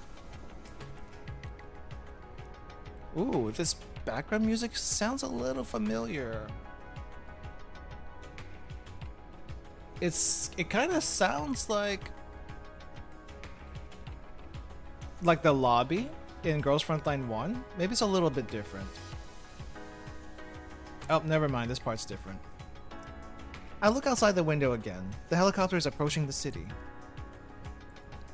The doll who Macchiato calls Sharkery is speaking to the communicator. It seems she's talking to the local air traffic controllers. OG revamped or something? Probably. Looking down, I notice that despite us heading straight for the city, the air defense emplacements on the walls are not tracking us, as though we're old friends. That takes me by surprise. It implies that this helicopter has been legally registered and has permission to use the city's airspace. Wow! That's amazing, actually. The cost of obtaining such permission might actually be greater than the price of the helicopter itself. The helicopter slowly descends as we near the city, until we end up touching down on a small helipad near the city walls. It's legal! The helicopter is legal is, I think, the biggest surprise here. After stepping out of the helicopter, the massive quarantine walls fill my line of sight. As I look around, I notice that the nearby security cameras are facing elsewhere, as several men in police uniforms approach us. Macchiato moves up to meet them and stuffs several black cards into their hands. What? Several black cards? Macchiato, what are you guys paying them off with? The men nod before heading toward the helicopter. They walk past us as though we were invisible and enter the helicopter. Soon the helicopter lifts off and flies elsewhere. Only dolls. I wonder if they're parking the helicopter elsewhere. Wow. So we even have valet service with the helicopter? Interesting. Come with me, Commander. Miss Diane, Miss Zhang Yu, Miss Zhao Hu. Sharker will take you to the Zucchero Cafe. It is a safe place where you can rest for a while. Commander. Go rest. I'll come by afterwards. Diane nods and the trio of dolls head into a passage with Sharkery.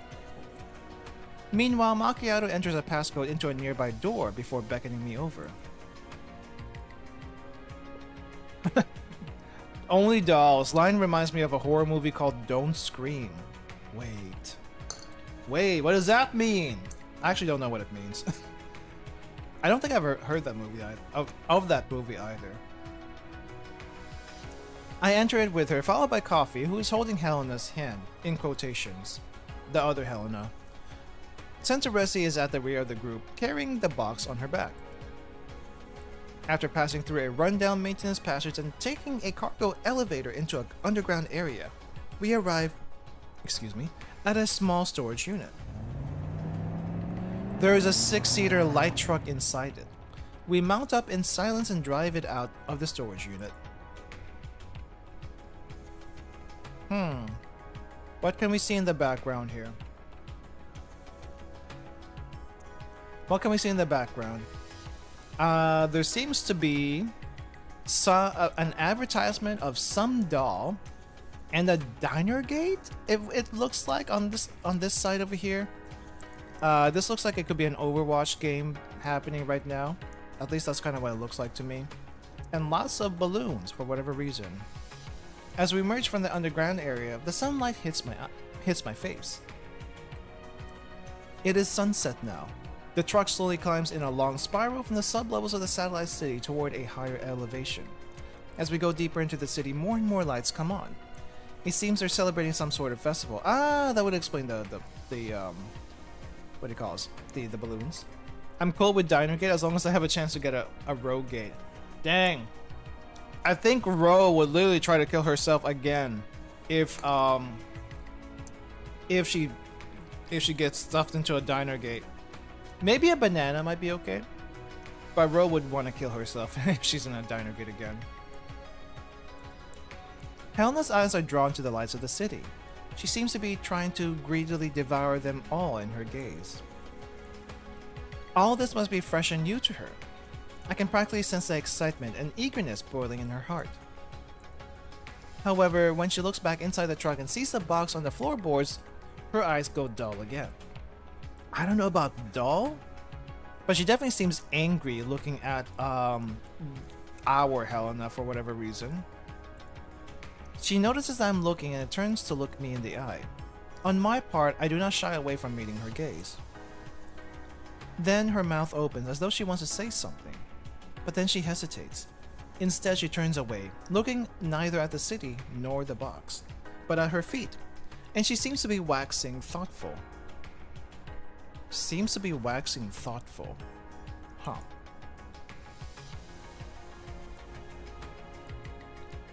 An hour or two more changes of vehicle. Wait, an hour and 2 more changes of vehicle later. Okay, there's multiple vehicles. Hopefully she's wondering why she's still barefoot. At this point, it's probably because it's just a dress code. But, okay, so we went into 1 vehicle, and we went to 2 more vehicles, and it's been an hour. I'm assuming we're not meeting at the cafe. We are instead going into like the safe house that Springfield was talking about earlier. Macchiato drives into a skyscraper, whereupon we dismount and get into an elevator. As its doors open, we are greeted by a bright yet completely sealed room. Springfield is there. Clearly, she has been waiting for us for quite a while. Welcome, Commander. Did you enjoy your trip? And here I thought we'd run into a blockade or be subjected to a thrilling car chase. Looks like I was overthinking things. I honestly thought the cafe was further from the wall. Probably is. I would assume the cafe is closer near the middle, or maybe off to the side somewhere.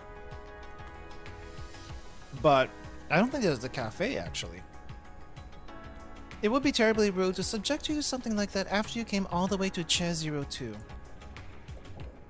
Well, that's our reliable cafe manager for you. Speaking of which, this isn't Zucchero, is it? I'll look around. We appear to be in a very high-end safe house, packed with all kinds of comms equipment and weaponry. Even the walls have been reinforced with ballistics armor plating, very ready for anything. But of course, this is one of our hiding places. It used to be a high-end apartment. I've renovated the interior so it should be quite secure against internal and external threats. After considering how important this little miss might be, I thought that it would be best to put everyone up here.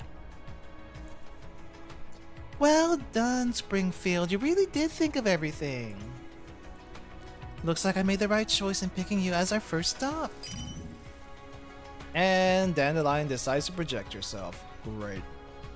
The Dandelion comes to a halt in front of Springfield and projects Dandelion's face. Why, if it isn't Miss Dandelion, I thought you'd be coming in person, but this body of yours... Oh, you know how it is. The commander couldn't spare me a proper frame, but wanted me to risk my life while slaving away for him. So I had no choice but to make do with this Dandelion for now. Oi, that's enough nonsense out of you.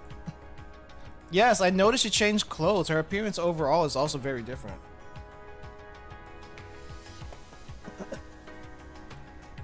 So I was kind of wondering, did they just change her sprite altogether? Because she does not look the same at all. Still the same still the same old Miss Dandelion, it seems. Anyway, please help me charge up this Dandelion. Its battery must be on its last legs after the whole day of flying around.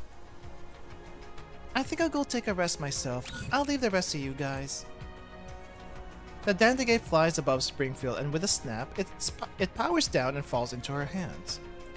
Springfield finds a wall socket and plugs a Dandelion into it? Wait, that's all it takes? A wall socket?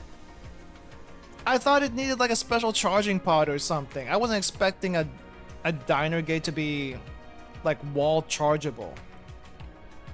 Dang. How much batteries does this thing have even? Then she dusts her hands off before smiling at us. There's a room for everyone here. Let's all relax and take a break, yes? Springfield walks up to the girl. Now as for you, Miss Helena, if you don't mind, would you allow us to lend you a hand? Surely you can do the same with a doll. I assume dolls have like a special charging pod or some sort of wireless charging. But I mean, we've literally seen like things about dolls like trying to look for batteries and stuff. But I don't think you can just plug them into a wall. That'd be kind of crazy, I feel. The girl doesn't answer and Coffee directs a pleading gaze at me. You know what? I feel like this is the first time Coffee has been around so many other dolls she's not, so many other people in general, that she's not used to. Like, technically speaking, when she first came to the Elmo, she wasn't used to everyone, but she got used to everyone eventually. And now she's in the same situation again. Except the situation this time is a lot different. We're way away from home. And we kind of don't know what we're doing at this point. How can Commander find a suitable body when she's freaking uses a Naito's bodies? True. Honestly, true. You can probably get a random doll body, but I don't know if that's suitable. She could cram herself into a diner gate for some reason, so I guess that's okay. It's okay to grab a random doll body as long as there's a spare. It's fine, let them handle it. You should get some rest too. We'll meet in the hall later. It is only after hearing me speak that Coffee lets go of Helena's hand. Centeresti leads Coffee to one of the rooms and escorts her inside. Springfield smiles and holds a hand out to Helena. I am jamming words together. The latter doesn't take it, but she eventually nods after hesitating for a moment. Springfield then turns to say a few things to Centeresti before the two of them lead Helena into another room. Before they leave, Springfield turns to speak to me. Commander, you should go rest. We'll contact you once we clean her up. Right. After Springfield Company leave, the only people left are me and Macchiato. No more Wawa 2000. We have erased that from our mind. Let me take you to your room. Please do. Wow, this is comfy. Macchiato leads me forward, then stops in front of a door. I open it and see a guest room within. It's not too big, but is luxuriously appointed, and there's a shower and bathroom inside. This is a really fancy place. I guess that's a high-end apartment for you. The one I bought is way better than this. Are you trying to say something? This is a safe house, first and foremost. Huh?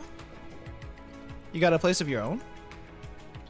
Of course. Average California home. Also probably average Japanese apartment. Actually, no, this might be... You know what? This is actually about the same size as a small and... No, a regular Japanese apartment. T-dolls have a battery that can be swapped and a bioreactor that can take food. If they have that installed. And use as fuel. They have a plug on the back. Ghost in the Shell style. Where's this info from? Because I don't think I've actually seen a I don't think I've seen any schematics of dolls with their charging ports and batteries anywhere. So I'm kind of curious where this info is coming from. I don't doubt you. I just want to see it for myself eventually. Look, Commander, and I'm just saying if... It's nothing. Go bathe and smell like a fire. You smell like a fire. Okay, I'm going on now. I mean, it's been a while. Wawa's being Wawa. I enter the room and Macchiato closes the door with a click. I sigh heavily, then take off my jacket before lying down on the bed. While I still feel very tired, sleep is long in coming. After tossing and turning a few times, I decide to clean myself up and enter the bathroom for a shower. The clean room and the clean room and comfortably warm water make me realize I haven't been treated this well in a long time. Also, the Elmo is definitely not quite as nice as this place, for sure. Mentioned in GFL 1 dialogue, and you also see on Groza's awakening scene, there's a massive plug on her back. Oh yeah, there was that. I didn't think much of it. I thought that was just a connector to the upload, the thing where they get brought back. As I spray myself with hot water from the shower head, I think back on the things that happened before this. One thing's for sure, I don't regret anything that happened. I feel much more refreshed after exiting the shower and drying myself off. Then it's on with my clothes and back on the bed again to await Springfield's summons. Just as I'm about to fall asleep again after many minutes, I finally hear Springfield's voice from my terminal. Commander, is now a good time? We finished preparations on our end. Hopefully it's dinner. Hopefully it's dinner. The guy's got to be hungry. I throw on my jacket and head outside. As I do, I see Springfield and the others waiting for me in the main hall. I notice that Helena is sitting on a sofa. The grime and bloodstains from earlier have been cleaned off and she's wearing a fresh set of clothing. Coffee is sitting by her side, while Springfield is seated opposite them. Macchiato and Centauressi are watching us from a distance. Oh, whoa! Hold up.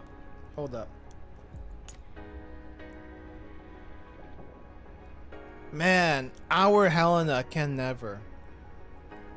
Our own Helena can never get this thing on herself. I think our Helena's still in the box, right? But there's the other Helena. Well, the sprite isn't quite filled in. Let's wait. I'm gonna zoom in again when we do that. I glance over at Springfield and she moves aside with a smile. I walk up to Helena, then take a seat on the sofa opposite her. You look much prettier now. Helena blushes a little, and then she answers in a very quiet voice. The nice ladies helped me wash up. Helped you wash up? They probably like did the whole cleaning.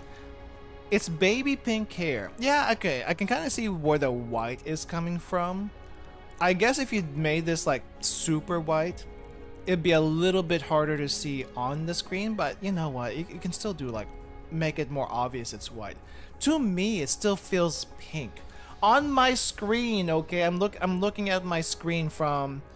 I have a little monitor of what the stream looks like on the side, and on that little monitor, it looks pink to me.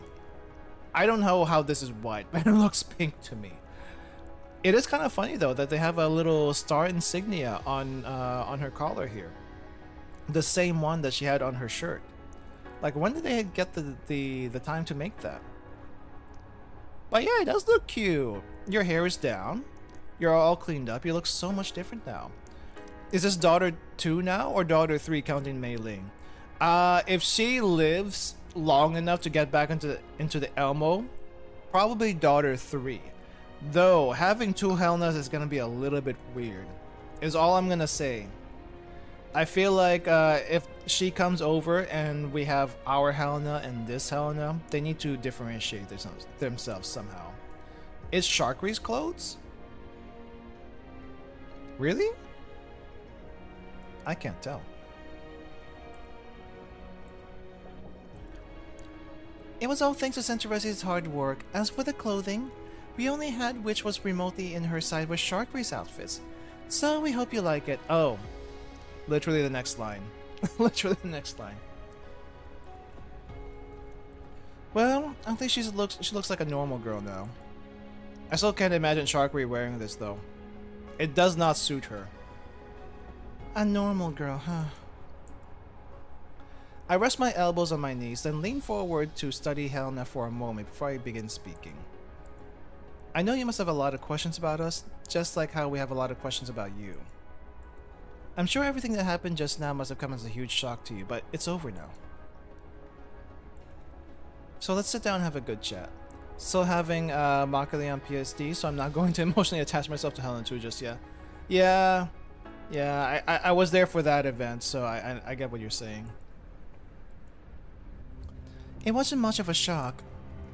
Really now? Well, it wasn't much compared to what happened in the past. The girl frowns and she looks up at me.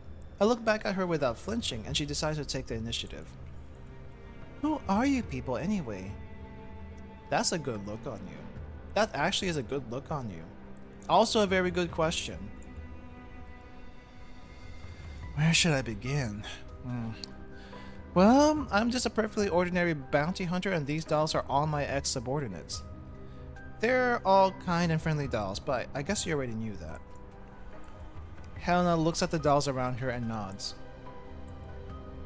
They are kind and friendly, yes, but that doesn't necessarily mean they're good people. Why did you save me? Why did you bring me here? Good question again. Because we couldn't leave you there? What, would you rather be left behind and get blown up by all those bombs? I don't think so, right? I mean, I get that she's gone through a lot of stuff, so... You know... on one hand, I'm glad our Helena is not this jaded. On the other hand... I would like it if our Helena matures a little bit mentally, because the way she is, she's basically a baby mentally, and that's really hard to work with. Commander loves little girls. Don't say it like that. We were asked to escort Helena to a safe place where she could be cared for and protected. Escort Helena? I turn to look at the box on the ground. The girl's eyes follow mine. Someone handed that Helena to me, and we ended up being attacked by all kinds of enemies each day. From Jaegers to Paradeus and now Mangi security. Do you like them, young commander? No, Coffee, no, don't say it like that. Since you're Helena too, I had no reason to leave you there. Except you weren't part of the initial package. Reason. Is this why you fought Paradeus and those mercenaries? Paradeus has always been our enemy. I wouldn't have spared them even if I hadn't been tasked to escort Helena. As for those mercenaries, I don't have any particular grudge against them. That said, I had no reason not to shoot back when they shot at me. Fair enough. I guess you can't trust us just yet, huh? Think about every person he saves and takes into Elmo as a little girl. Not really, no. I mean, did you see Krolik? Did you see Nemesis? I feel like they were technically saved or recruited. Technically, no. Maybe Vepley counts, but I don't know. I look up and give Springfield a look. She steps forward and addresses the girl. Don't worry, this is a safe place. I can guarantee you that those Niters, Unitates, and Mangi security people will not find you here. The commander here fought Paradeus 10 years ago, and you can feel free to tell us if there's anything on your mind, or if you have any requests. Miss Helena, can I call you that? Or is there any particular way you want us to address you? There are two Miss Helenas here after all. It would be best to make a distinction if you're going to stay with the commander. Please give her a different name. There's no need for that. I won't be disturbing you for long. Do you mean you're going to be leaving soon? But where will you go? I'm very grateful to you for saving me, but I'll take care of the rest myself. Dang, come on. At least stay with us a little bit longer so that we know how to so that we know how to deal with this particular situation, you know? Call her bakery. 20 years too early. 20 years too early for that one. I sigh heavily. It seems this girl isn't as pure and innocent as our Helena, but behind her facade of grizzled independence are hints of a naive streak. Is it now? I scratch my head at a bit of a loss of how to go on from here. Even fighting 10 Mangi security combat teams at once would be less of a headache than this. I'm just not used to handling kids. After thinking for a moment, I decide not to beat around the bush. It's probably time to get straight to the point. I'm sorry. I don't want you... I know you don't want to remember things like this now. But the things we saw in that underground facility today, they might be linked to all our pasts. And I want to sort this matter out. I want to uncover the truth no matter what. So what happened back there will never happen again. So can you tell me everything you know? About what happened down there? Why a village full of people would end up being snatched for use as test subjects? Why there was a boojum and a niter there? What kind of ceremony were they conducting and why Helena, that is to say you, exists? The girl listens silently as I rattled off a string of questions. She listens earnestly but shows no indication to answer them. After a long silence, she speaks at last. You shouldn't look any further into this. Why not? It's literally our job. Or maybe our hobby, but it's literally part of what we do. What do you mean? If you keep investigating, you'll end up like those people in the tanks. You'll end up dead because of me. Ah, that's fine. We can handle those guys.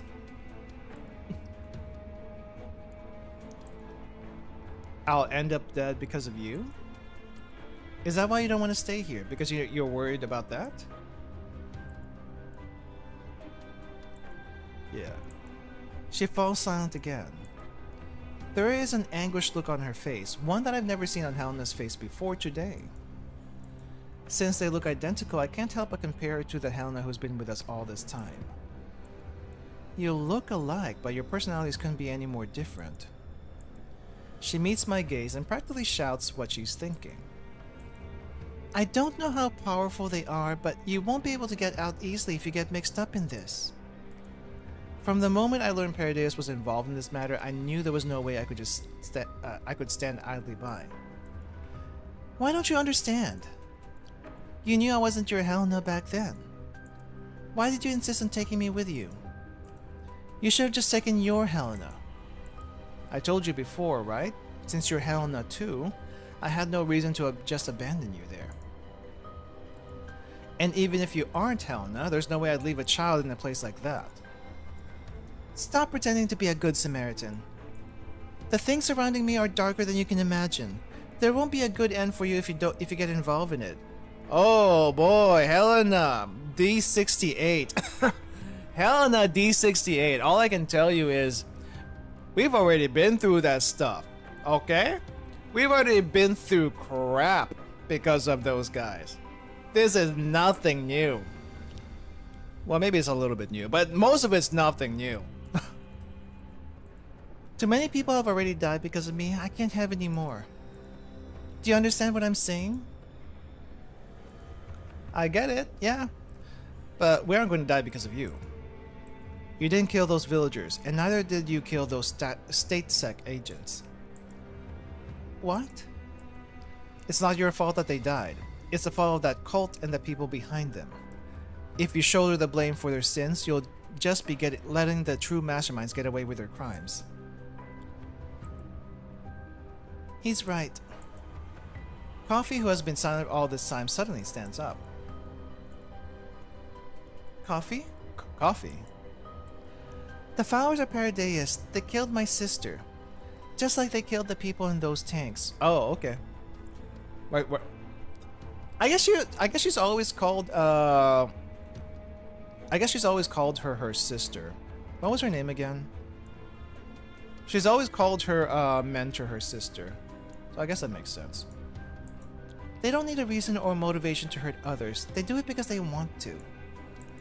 So I can't accept what you're saying. I can't accept how you're taking the blame for hurting others when it's clear those cultists at fault. We did get a name. We got a name for Coffee's mentor. I just forgot it. Antifa? Probably not Antifa. Close though, pretty close. I don't know what happened, but I don't know what happened. I don't even know who I should be hating. But I want to do something. I want to change something.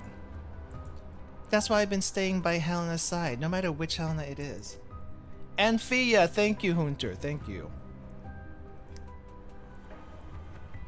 Sharapova. And Fia Sharapova. I guess she's always called there. Yeah. My sister is dead and she's not coming back. But maybe if I try hard enough, the people who would have suffered like my sister did won't have to be hurt. I'm sorry, I shouldn't be saying this to you. The air in the room goes silent. After saying her piece, Coffee sits back down and says no more. Thank you, Coffee. I look at Helena and I address her in a kind and firm, in as kind and as firm a tone as I can manage. Running away won't solve anything, and running away won't stop tragedies like that from happening again. I'm sure you understand that. But don't take everything onto yourself. Also, don't look down on us. You saw how we took out that Boojum and those mercenaries, right? We'll uncover everything about the Helena incident. Considering now how that Helena ended up in my hands, I'm pretty sure you know how determined we are to interfere in this matter. Helena D68 bites her lip. Oh, she's actually saying we're actually calling her that for a moment. There seems to be a great struggle going on in her heart. Are you from State Sec too? Nope, but we can do more than they can. Helena D68 thinks for a moment, then she speaks at last. Well, if you want to know, then I'll tell you. My memories are limited to what happened in that village. Niter and the Unitates call me Lord, and those villagers look at me as a miracle created by God. They said I could help everyone find Kavitas and lead everyone to freedom from pain and gain eternal life. Do you know what Kavitas is? We've been seeing that for a while. No, I don't. But I heard that it's what everyone's been searching for. In order to find this Kavitas, they put me on those instruments and did all kinds of experiments on me. Oh, yeah, they did the same to our Helena too. Experiments. More bloody experiments. Don't those Paradeus bastards have a single original bone in their bodies? I mean, blame William. He likes running experiments for all, as far as I know. Commander. Pardon me. What happened after that? After that, I learned that it was all fake. The villagers who were bathed in that so-called grace, they all became monsters. Coffee looks at me. Can't be medical procedures without experiments. Yes. So that's why Crifium. It all makes sense now. So that's the ceremony they were talking about. They control those monsters and turn them into the Boojums you were talking about. I could hear the wailing and lamenting in their hearts. The ceremony made them obedient to me, but all I could do was give orders as that woman dressed in black commanded me. Oh, the actual Naito. I didn't want to do this anymore, but there was nothing I could do except pray each day for a miracle to happen. And then someone actually came to save me, as though they were answering my prayers. You mean us? I think she means us. One day, a group of people who said the same thing as you came to the underground complex. Oh, it was someone else. They said they were State Sec agents, that they were going to save me. I was so happy then. They took me out of the tunnels, they told me to wait for their pickup in the village, but in the end they never came. At that time, I didn't realize that they were probably in those tanks. Oh. The Unitates in 7-8 were in the process of making a new Boojum. That's kind of messed up now that you think about it. Jaded by broken promises. That would make sense. I didn't think about that until you mentioned it. At that time, I didn't realize they were probably in those tanks. Okay. I had nowhere else to go. My only company was the lingering spirits of the fallen. At that time, all I could do was pray, and then my prayers were answered again. Another me descended from the heavens, shining brightly. Oh, wait, ours? So our Helena was drawn to you by your prayers?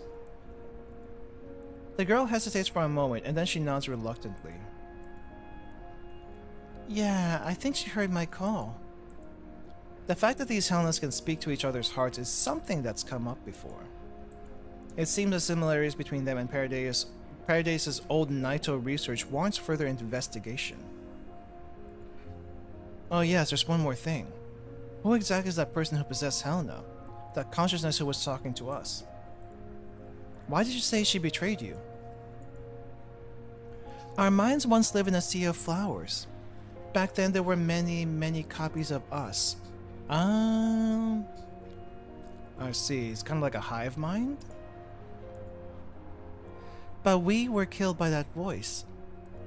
The memories of this from the Sea of Flowers told me that she was the first Helena. Oh, what? The first Helena? Wait, hold up. Hold up. Reverse collapse spoilers. I'm thinking about reverse collapse spoilers. Might not be the same person as the first one. What? She did not accept us and wanted to kill us, so she would become the only one of her kind. Yeah, I'm not gonna say anything else.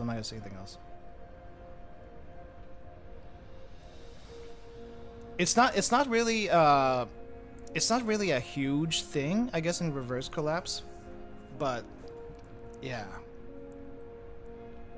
Anyway, we once had the chance to escape, but because of her betrayal, we were cast out of the Sea of Flowers.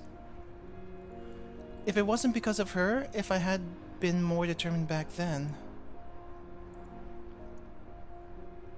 Helena clenches her fist and she scrunches up her face. Tears begin welling up in the corners of her eyes. She doesn't have a crying sprite, but she is very determined. I understand. Alright, you said enough for today. Go get some rest. My questions have been answered. What she said indicates that what happened before is essentially the same as what I theorized. Paradise took over a village, tricked its inhabitants into following their damn cult, used them as test subjects to fuse them with plants, which they later combined into a boojum, then tried to use the Helenas, who could hear psychic messages, to control them. Meanwhile, Niter and those cultists were responsible for protecting and controlling the Helenas. Mangi security was responsible for ensuring the perimeter was locked down, but they didn't know what was going on. Though the Mangi security we ran into, I guess they were there to clean out the Paradise stuff. This was a comprehensive biological experimental setup. While I don't know what the aim of those experiments is, it's perfectly in keeping with Paradise's way of doing things. Lots of body horror, lots of body experiments, lots of weird stuff. And that also makes me certain that those bastards haven't been completely stamped out yet. Let us handle the rest. I promise you that nobody else will get hurt again. Yeah, this might not be. I mean, for anyone who's been seeing the Girls Frontline 1 stuff, I do not play the game anymore, so I'm more than open to looking at Girls Frontline stuff, Girls Frontline 1 story bits that drift by. But dang, Lunasia is crazy. Lunasia is crazy.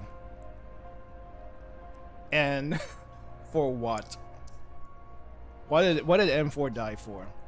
Why did M4 die for this crazy? I don't know. Maybe William's just trying to make another Lunasia because the Lunasia is the Lunasia that's maybe exists right now is not to his liking. But he's still alive. She's probably still alive. Don't speak like you don't like them crazy. I mean, I don't mind crazy, but she seems a little obsessive. It's kind of creepy. Yeah, the Lunacia that came out from that merge was creepy as heck. It's not the type of crazy I like. Oh my gosh. I need more info on this crazy Lunace who's not M4 anymore. Scarousal? It's not even Scarousal anymore. It's not Scarousal anymore. It's just plain scared. I'm just plain scared. Like, I want my M4 back. I want my M4 back, but because of that, I can't. Coffee, stay by her side. Also, we need to check on the condition of the Helena in the box. Will do, Commander.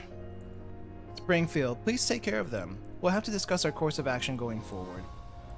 Understood, Commander. Please leave it to me. I know a lot of the dolls basically change their name from like weapon names to actual names, but it's kind of funny that Springfield is still Springfield because Springfield is technically the weapon name also, and it just fits as a real name, you know? I think Vector too would sound so much like a real name, may as well keep it, as well as Mosin, as well as Nagant, as well as a few others. William Base actually disagrees with the new guy and was like, look, I know we hate each other, but I hate that guy as much as you do. Who's a new guy? M40? Which one's M40?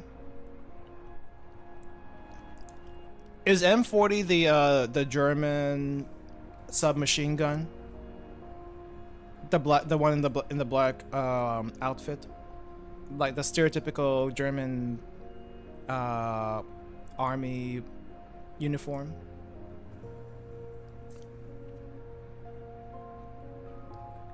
Okay. If we ever see her, I do know there's gonna be no.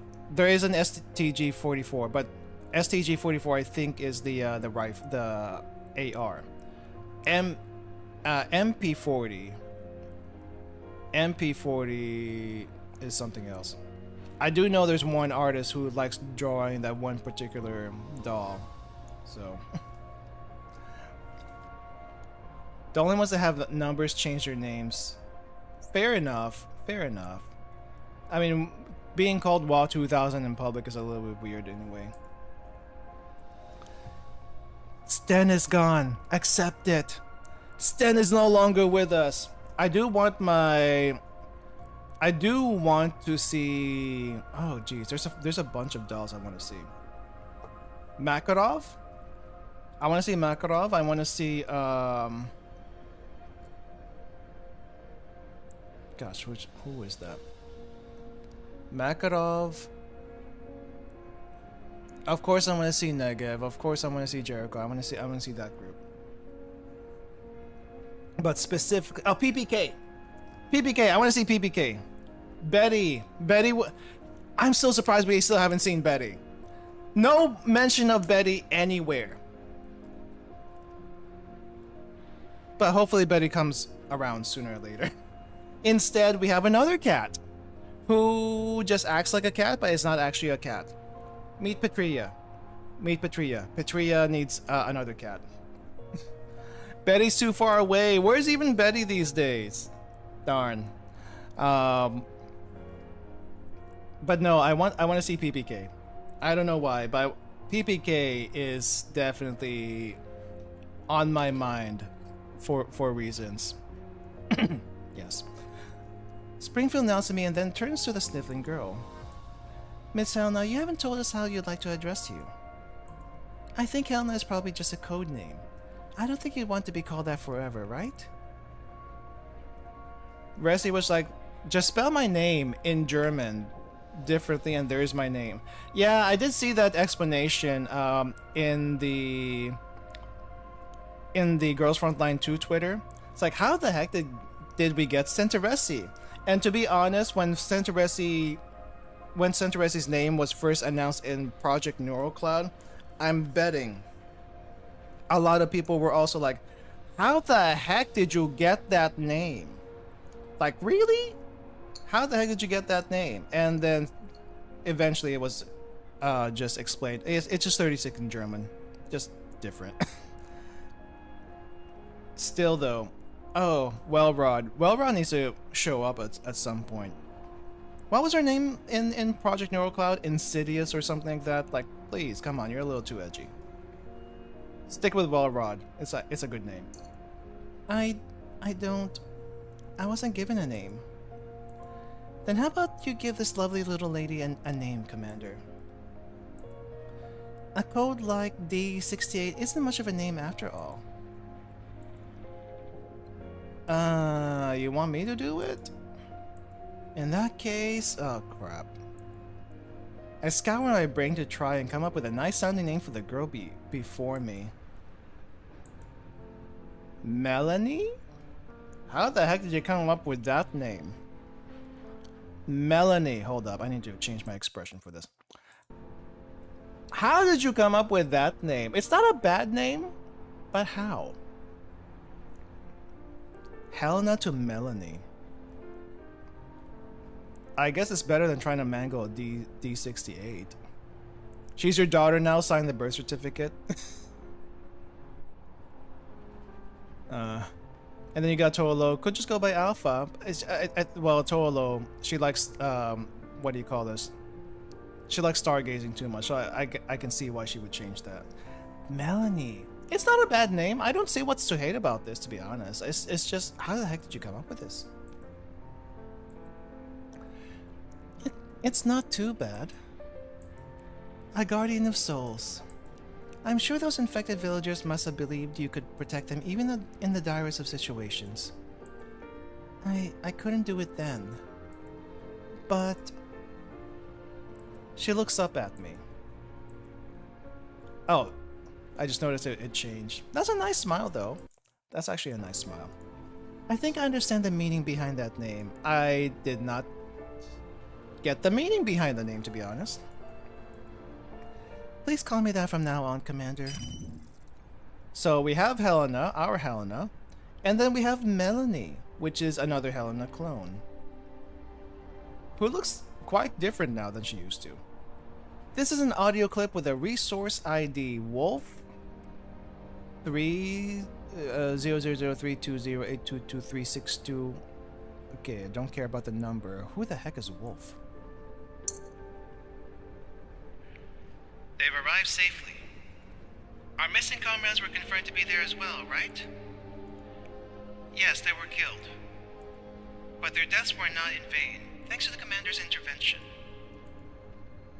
He's still as much of a busybody as always.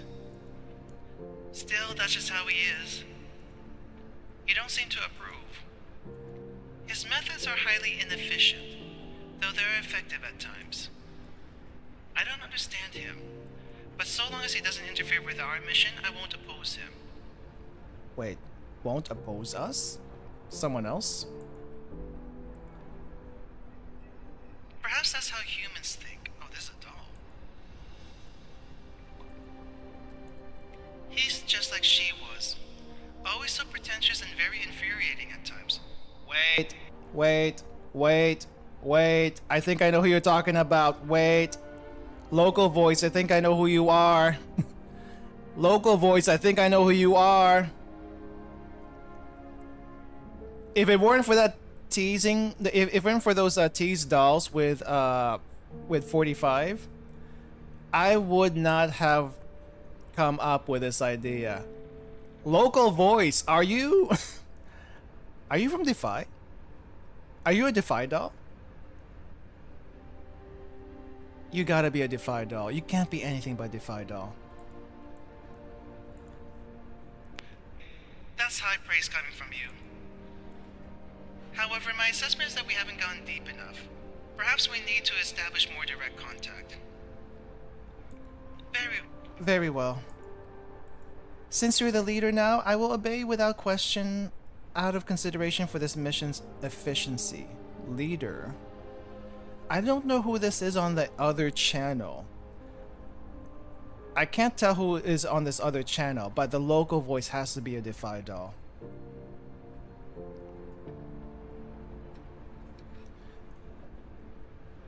Was it AN94? I'll be honest, I don't remember all the Defy dolls names. They all kind of just blend in together for me. The only Defy doll I know off the top of my head, and everyone knows this one, RPK. Frickin' RPK. I know she's still out there. I know she's still out there. Oh, when we see RPK again. When we see RPK again. It's gonna be a field day, I'll tell you what. AN94, AK12, AK15, and RPK16. I think it was AK12 that they teased with 45. I think it was AK12 that they teased with 45. AK15 is the one that always had her eyes closed, if I remember correctly. And then AN94 was the quiet one. What is Defy? So long story short, for people who came straight into Girls Frontline 2 and don't know anything about Girls Frontline 1, there are several doll groups in the first Girls Frontline game. Some of them are associated with the Commander and Griffin when they were together, and then there are other doll groups that are associated with different factions.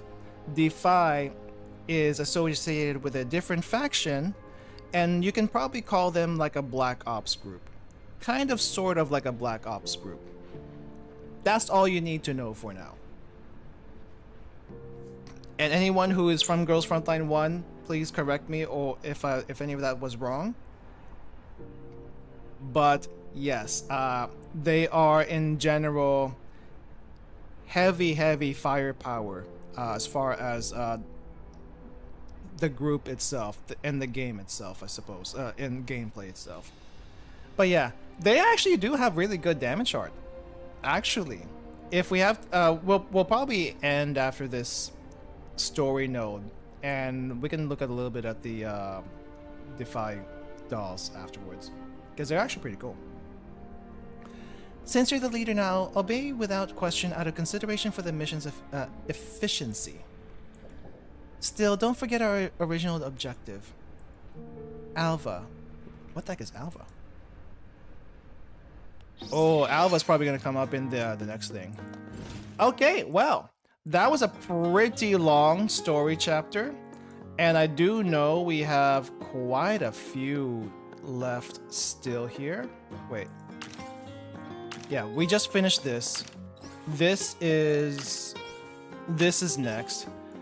We have 1, 2, 3, 4, 5, 6 battle nodes to go. Normally I would like to try to do the event all in one go, but considering how long this has been, I think we'll stop here for today. We did go four nodes, and I'm hoping these last 6 will go a little bit faster. So we'll come back to this next week. We'll probably do this a little bit earlier next week. I have to double check my schedule. I do plan to stream four sessions next week, including tomorrow. I'll be back tomorrow, by the way. Tomorrow I'll be back with more Steam Fest demos. So if you want to see more of that, please drop by. I should have the waiting room for that after the stream is done. But yeah, let me see. Let me catch up with chat here for a second. Also, let me make myself a little bigger. But we are gonna stop here for today. This is I feel like this is a good stopping point. Anyway, the groups are anti-rain make composed of Armalite equipped 3rd Gen T dolls. Okay, seems to be a new team leader for Defy. It might mean that AK-12 is no longer with them. You think AK-12 was killed in action? I actually don't know what happened to anyone except for RPK. AK-15 was the strongest T-doll of the Soviet Union. How was she compared to a 3rd Gen doll? Wait, are the Defy dolls not 3rd Gen dolls? Are they just like really... Are they just really overtuned military dolls? T-dolls, basically? 404 is the Black Ops mercenary group. Wait, if 404 is the Black Ops mercenary group, what is Defy then? I guess they're not Black Ops. I guess someone said State Sec, right? Oh yeah, state sec then, and state sec is mentioned here, so they're still probably state sec. Okay. To be fair, dolls can be upgraded with 3rd gen frames. Can they now? Well, I guess technically speaking, I guess you can transfer. Well, 45 and 9 did transfer bodies, right? So I guess technically speaking, they could transfer from their old bodies to a new one if they really wanted to. Defy doll is 2.5 gen dolls.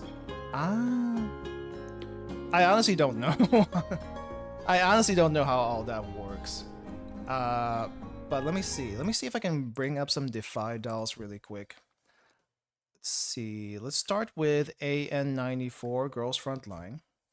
45 didn't change bodies. I thought she said she did. I may have misheard it. Maybe it was 9 that changed bodies. Okay. Let me put this up on screen. Background music is bye-bye. Hold up. Actually, let me see if I can find background music Zucchero Cafe in YouTube so that we have something here to listen to. Zucchero Cafe. BGM. Oh my gosh, I just saw myself in the YouTube search algorithm. It's so weird. Ah, here's the OST. Alright, I don't think it's gonna take 30 minutes, but I'm gonna loop it anyway. There we go. Background music while we do this stuff. Defy is mil-spec while most T-dolls are Civi converted. Right. Defy are specifically military dolls. Specifically. Okay, a little introduction to some of the Defy dolls, because I'm feeling Defy dolls were showed, or well, at least showed up a little bit in that little exchange just now.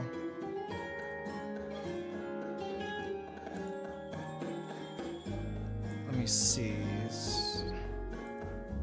Oh, jeez. Why is it so big? Why is it so weird? All right, hold up. Squish, squish. All right, here we go. Meet AN94, the quiet but not so quiet one, I guess. One member of Defy.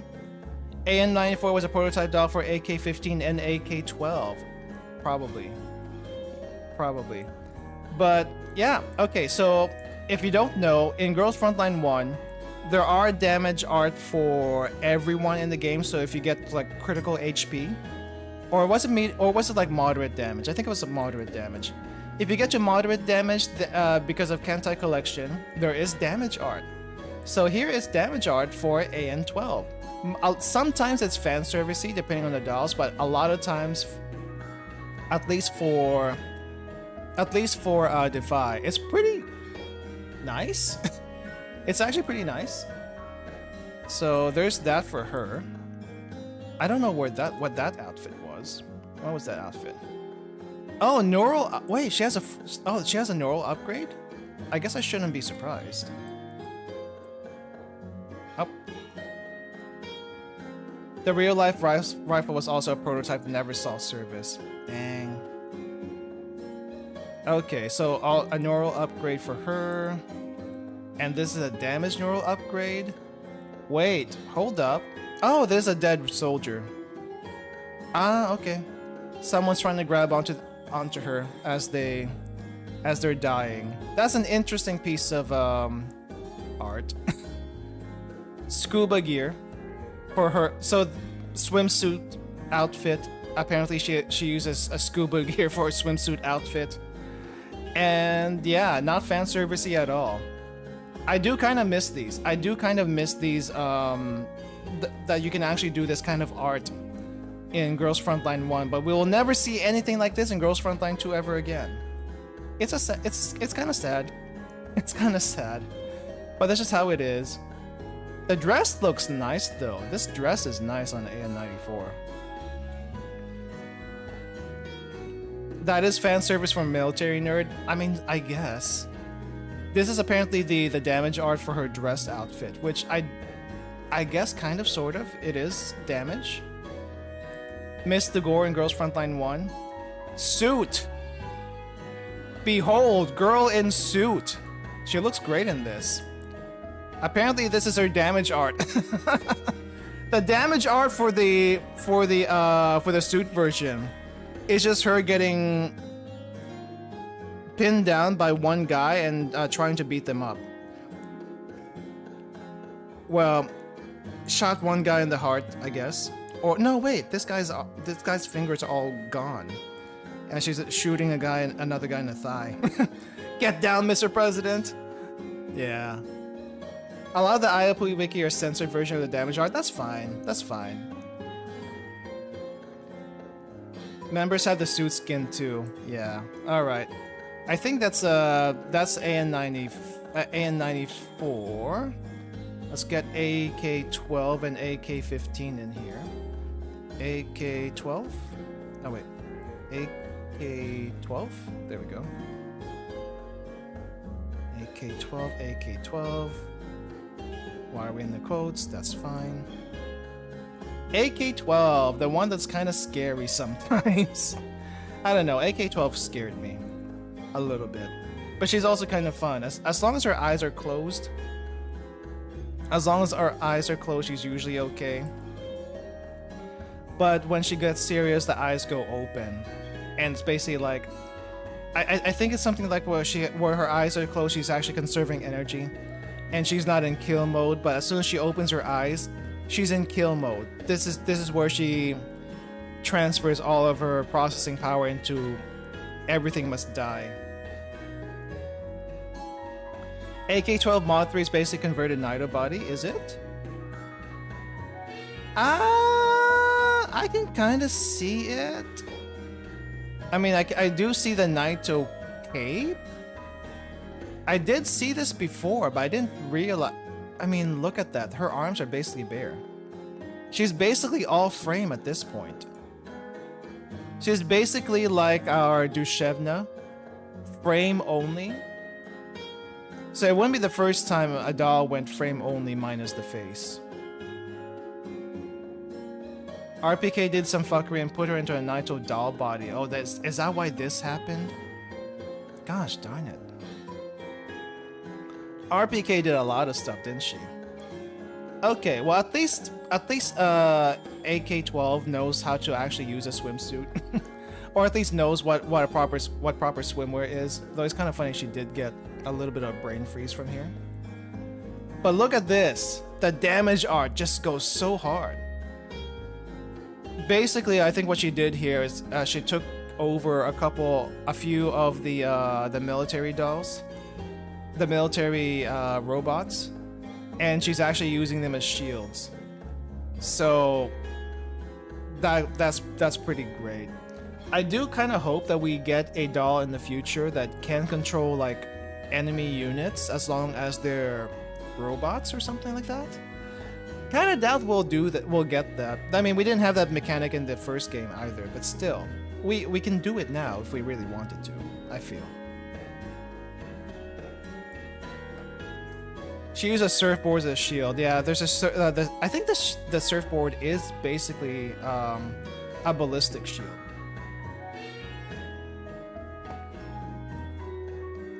Very nice, elegant dress.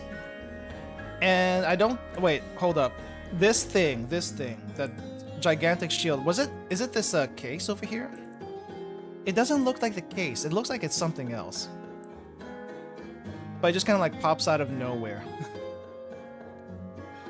Probably will get as a UMP-45 as she's the electronic warfare specialist, hopefully.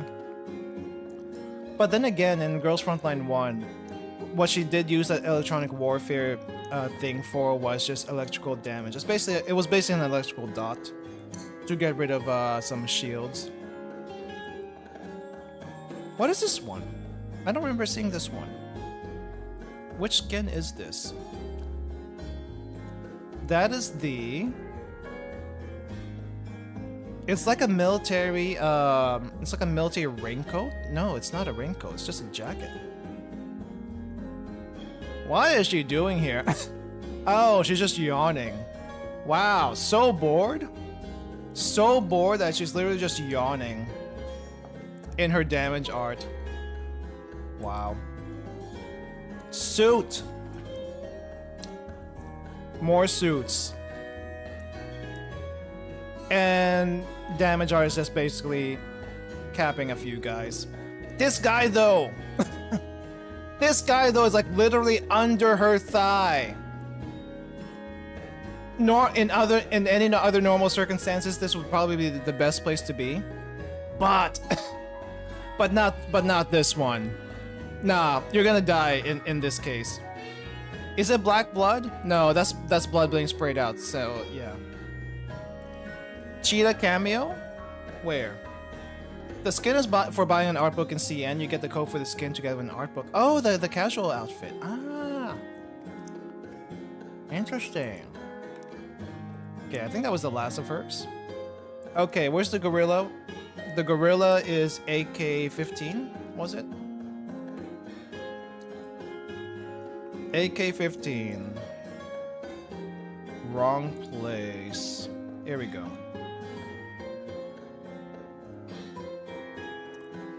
AK-15, aka the gorilla, aka supposedly the Neo-Soviet Union's strongest T-doll. And I did not know that she was the strongest T-doll until like recently. I'm like, really? Really? Is she that cracked? She was also teased, by the way, in the Girls Frontline 2 live stream when 45 was also teased. RPK called her that. The tallest of Defy. She is like one of the taller dolls, technically. Yeah. And she takes no prisoners. Damage art? What damage art? The only thing getting damage here is the Aegis unit that she's using as a shield as she's charging forward. Like, dang, I still wish we had this art. This concept, I still wish we had this. She was strong enough to toss an armored vehicle unassisted. Wow. She's basically the Akemi in Akemi from Blue Archive in this game. Damage? No ammo art. Well, I think she ran out of ammo from her regular gun. She does have a sidearm here that I didn't see until just now. Wait, does she have no other outfits? Oh wait, is this her mod 3? I think this is her mod 3. Which doesn't look that much different, but she is a lot more geared than normal. I have seen this face before, and I feel like I've seen this face also in some memes. By the way, this white thing over here, I think that's a Paradeus unit. Correct me if I'm wrong, I think this white thing is a Paradeus unit. Which looks like a person, actually. Should have been me.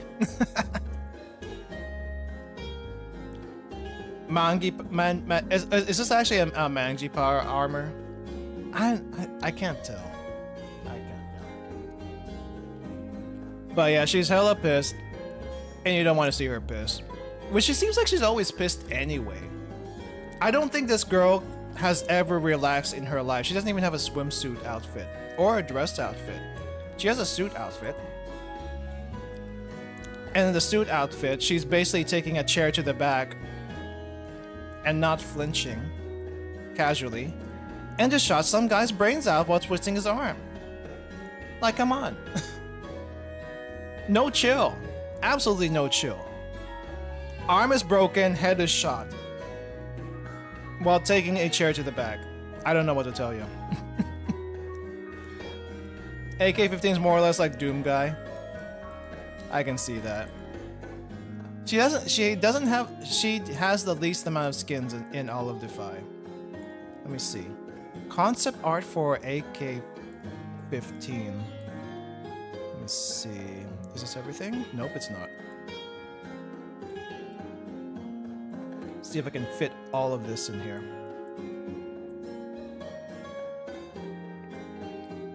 There we go. In all her glory right there. Many, many layers, mostly light layers on top of many, many other layers. It's great.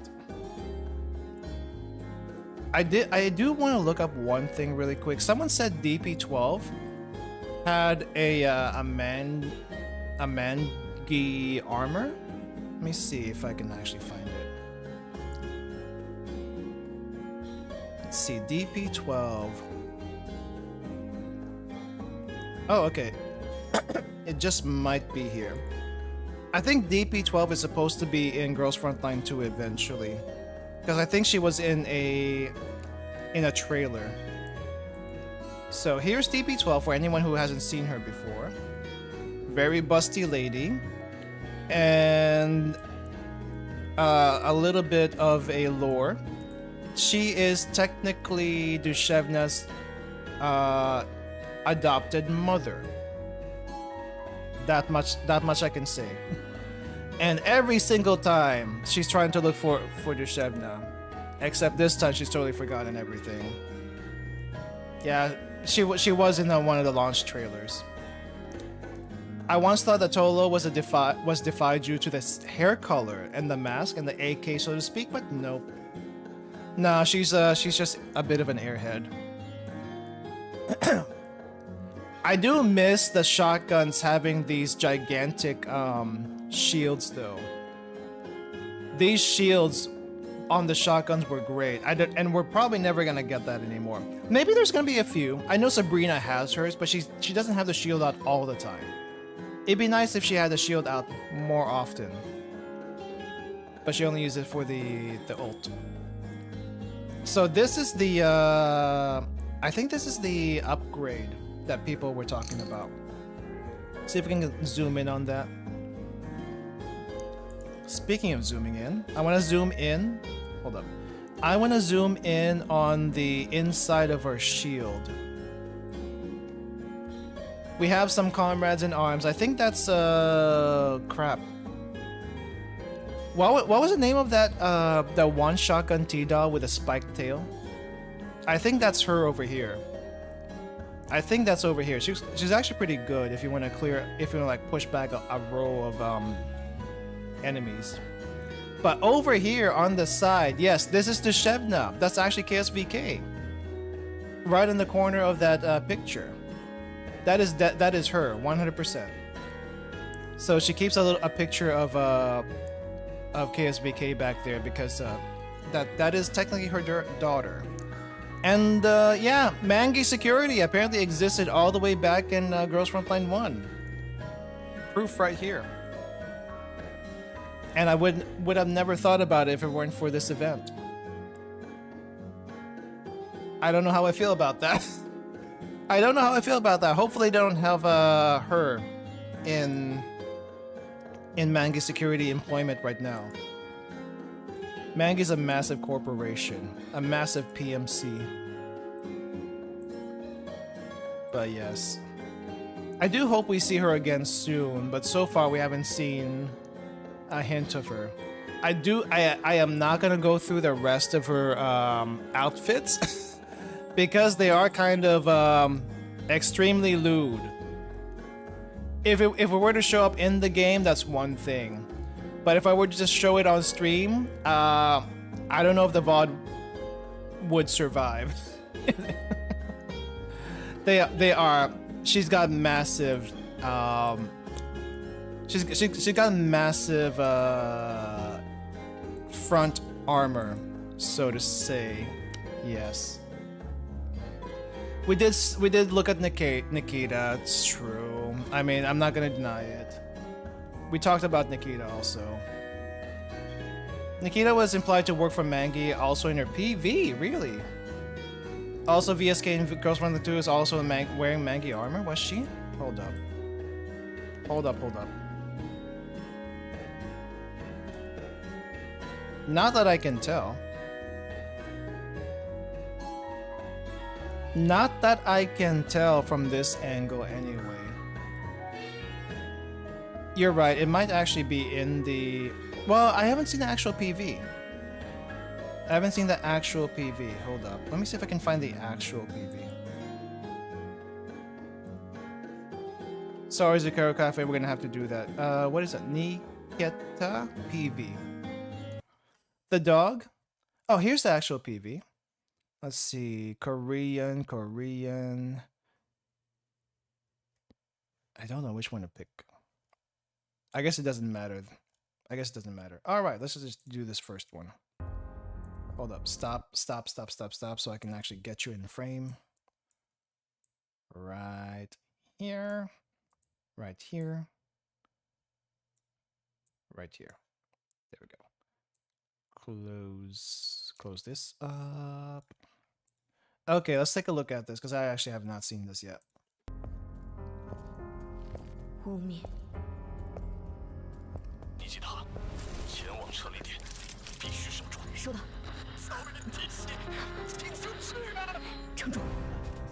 I see she's still doing her cop work and somehow she got arrested.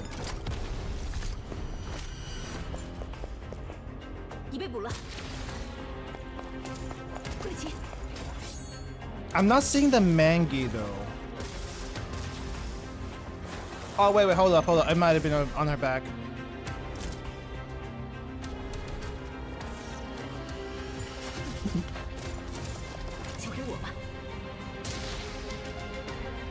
So weird just seeing her shoot water out of that thing.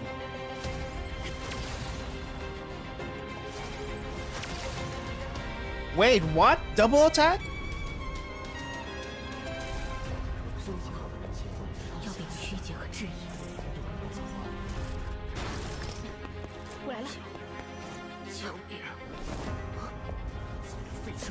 Hidden weapon stash. And then she got found and she got arrested instead. Maybe. Oh, she got arrested by mistake. I see. MP5 and a Thompson in the crate? Really?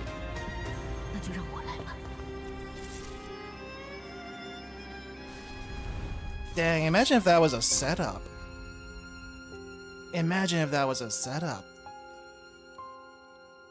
I feel like this is the saddest PV so far. Okay, hold up.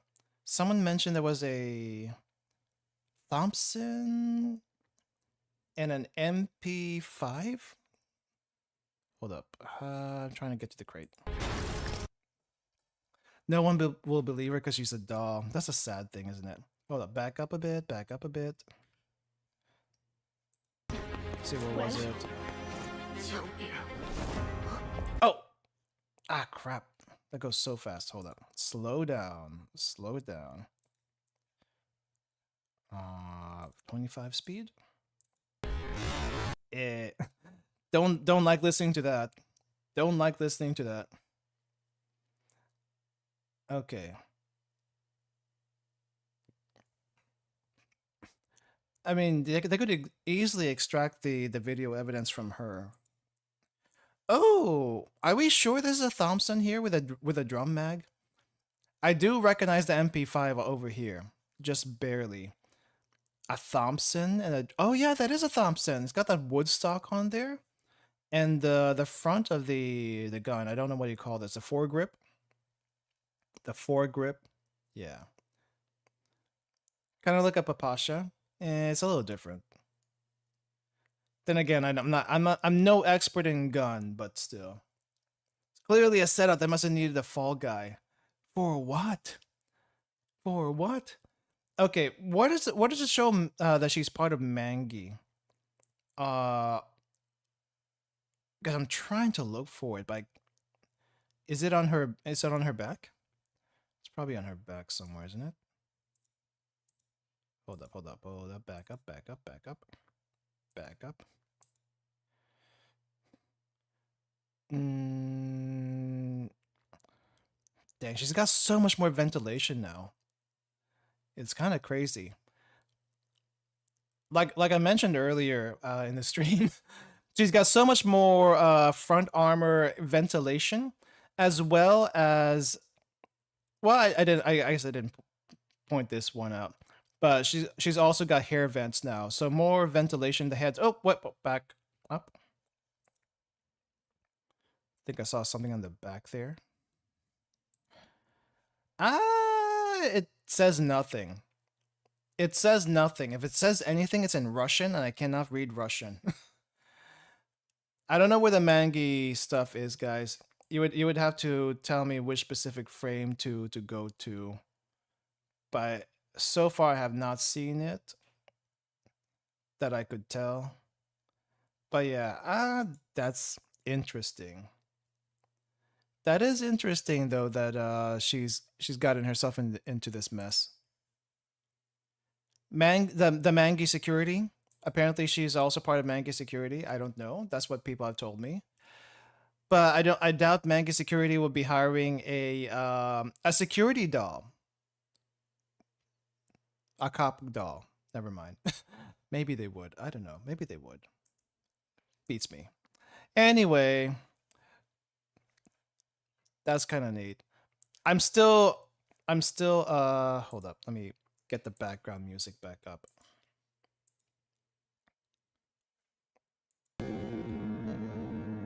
Oh, sorry. That Zucchero Cafe at 25% is weird. Actually, why does it sound like a 1.5?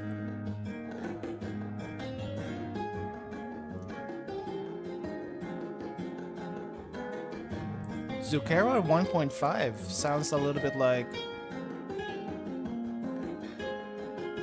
a little bit of bar music, I guess. A samba. Why does it sound like a little bit slower, but not too slow?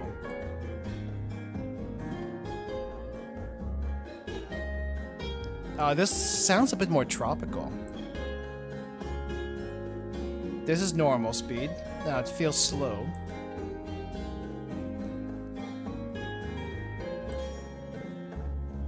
Slowed down, it doesn't sound right, but faster sounds okay. Seems like a setup for 45 to swoop in and do her magic. So UMP 45 next, hopefully. We hope. We hope 45 is after Niketa. Music sounds so generic. I swear I heard it in another game. Right? Right? It does sound like it's come from another game, but it's hard to pin down which game specifically.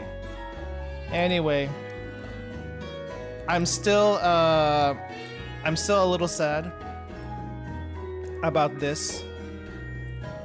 I'm sad about not this in particular, but I'm sad about this. And I've already mentioned my grievances earlier, so I won't say them again.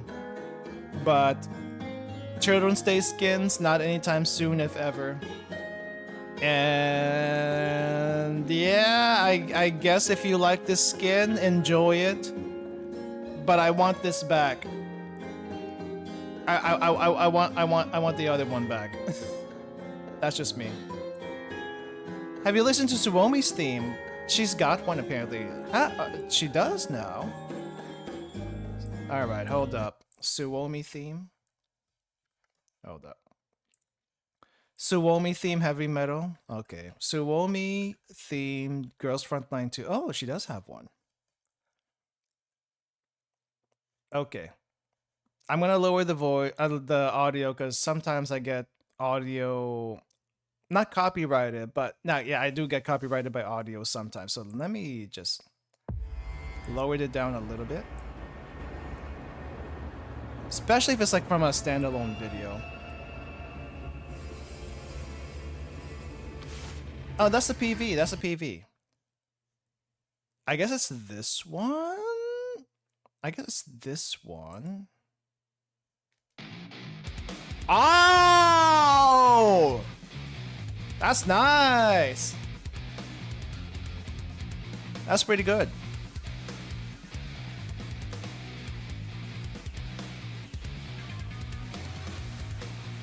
It's not quite heavy metal yet, but I can see it ramping up a little bit to get the heavy metal sound to it. And if this is what Suomi listens to, it's a bit on the lighter side from what I expect from her. But it's not bad. It's not bad. Third one was a song from this event theme. I see. Anyway, and close all this out for now. Sorry about that again. Alright, that's gonna do it for me today, guys. This event was a little bit longer than I expected, and you did mention that it was gonna be on the long side. So we will continue this next week. Date pending. The date pending, depending on what I can figure out on the schedule. But as for tomorrow, I will be streaming tomorrow more Steam Fest demos. We'll probably start a different time than usual, probably a little bit earlier, so I can fit as many demos as possible. So let's see.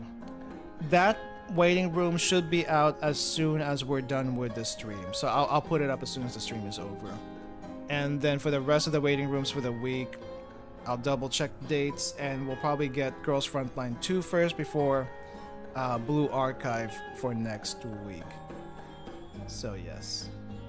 Anyway, thank you all for coming. Thank you for dropping by. I hope you guys enjoyed the stream. I'll see you all next time. Get some rest, everyone. If it's nighttime for you, even if it's not nighttime, get some rest anyway. Bye-bye.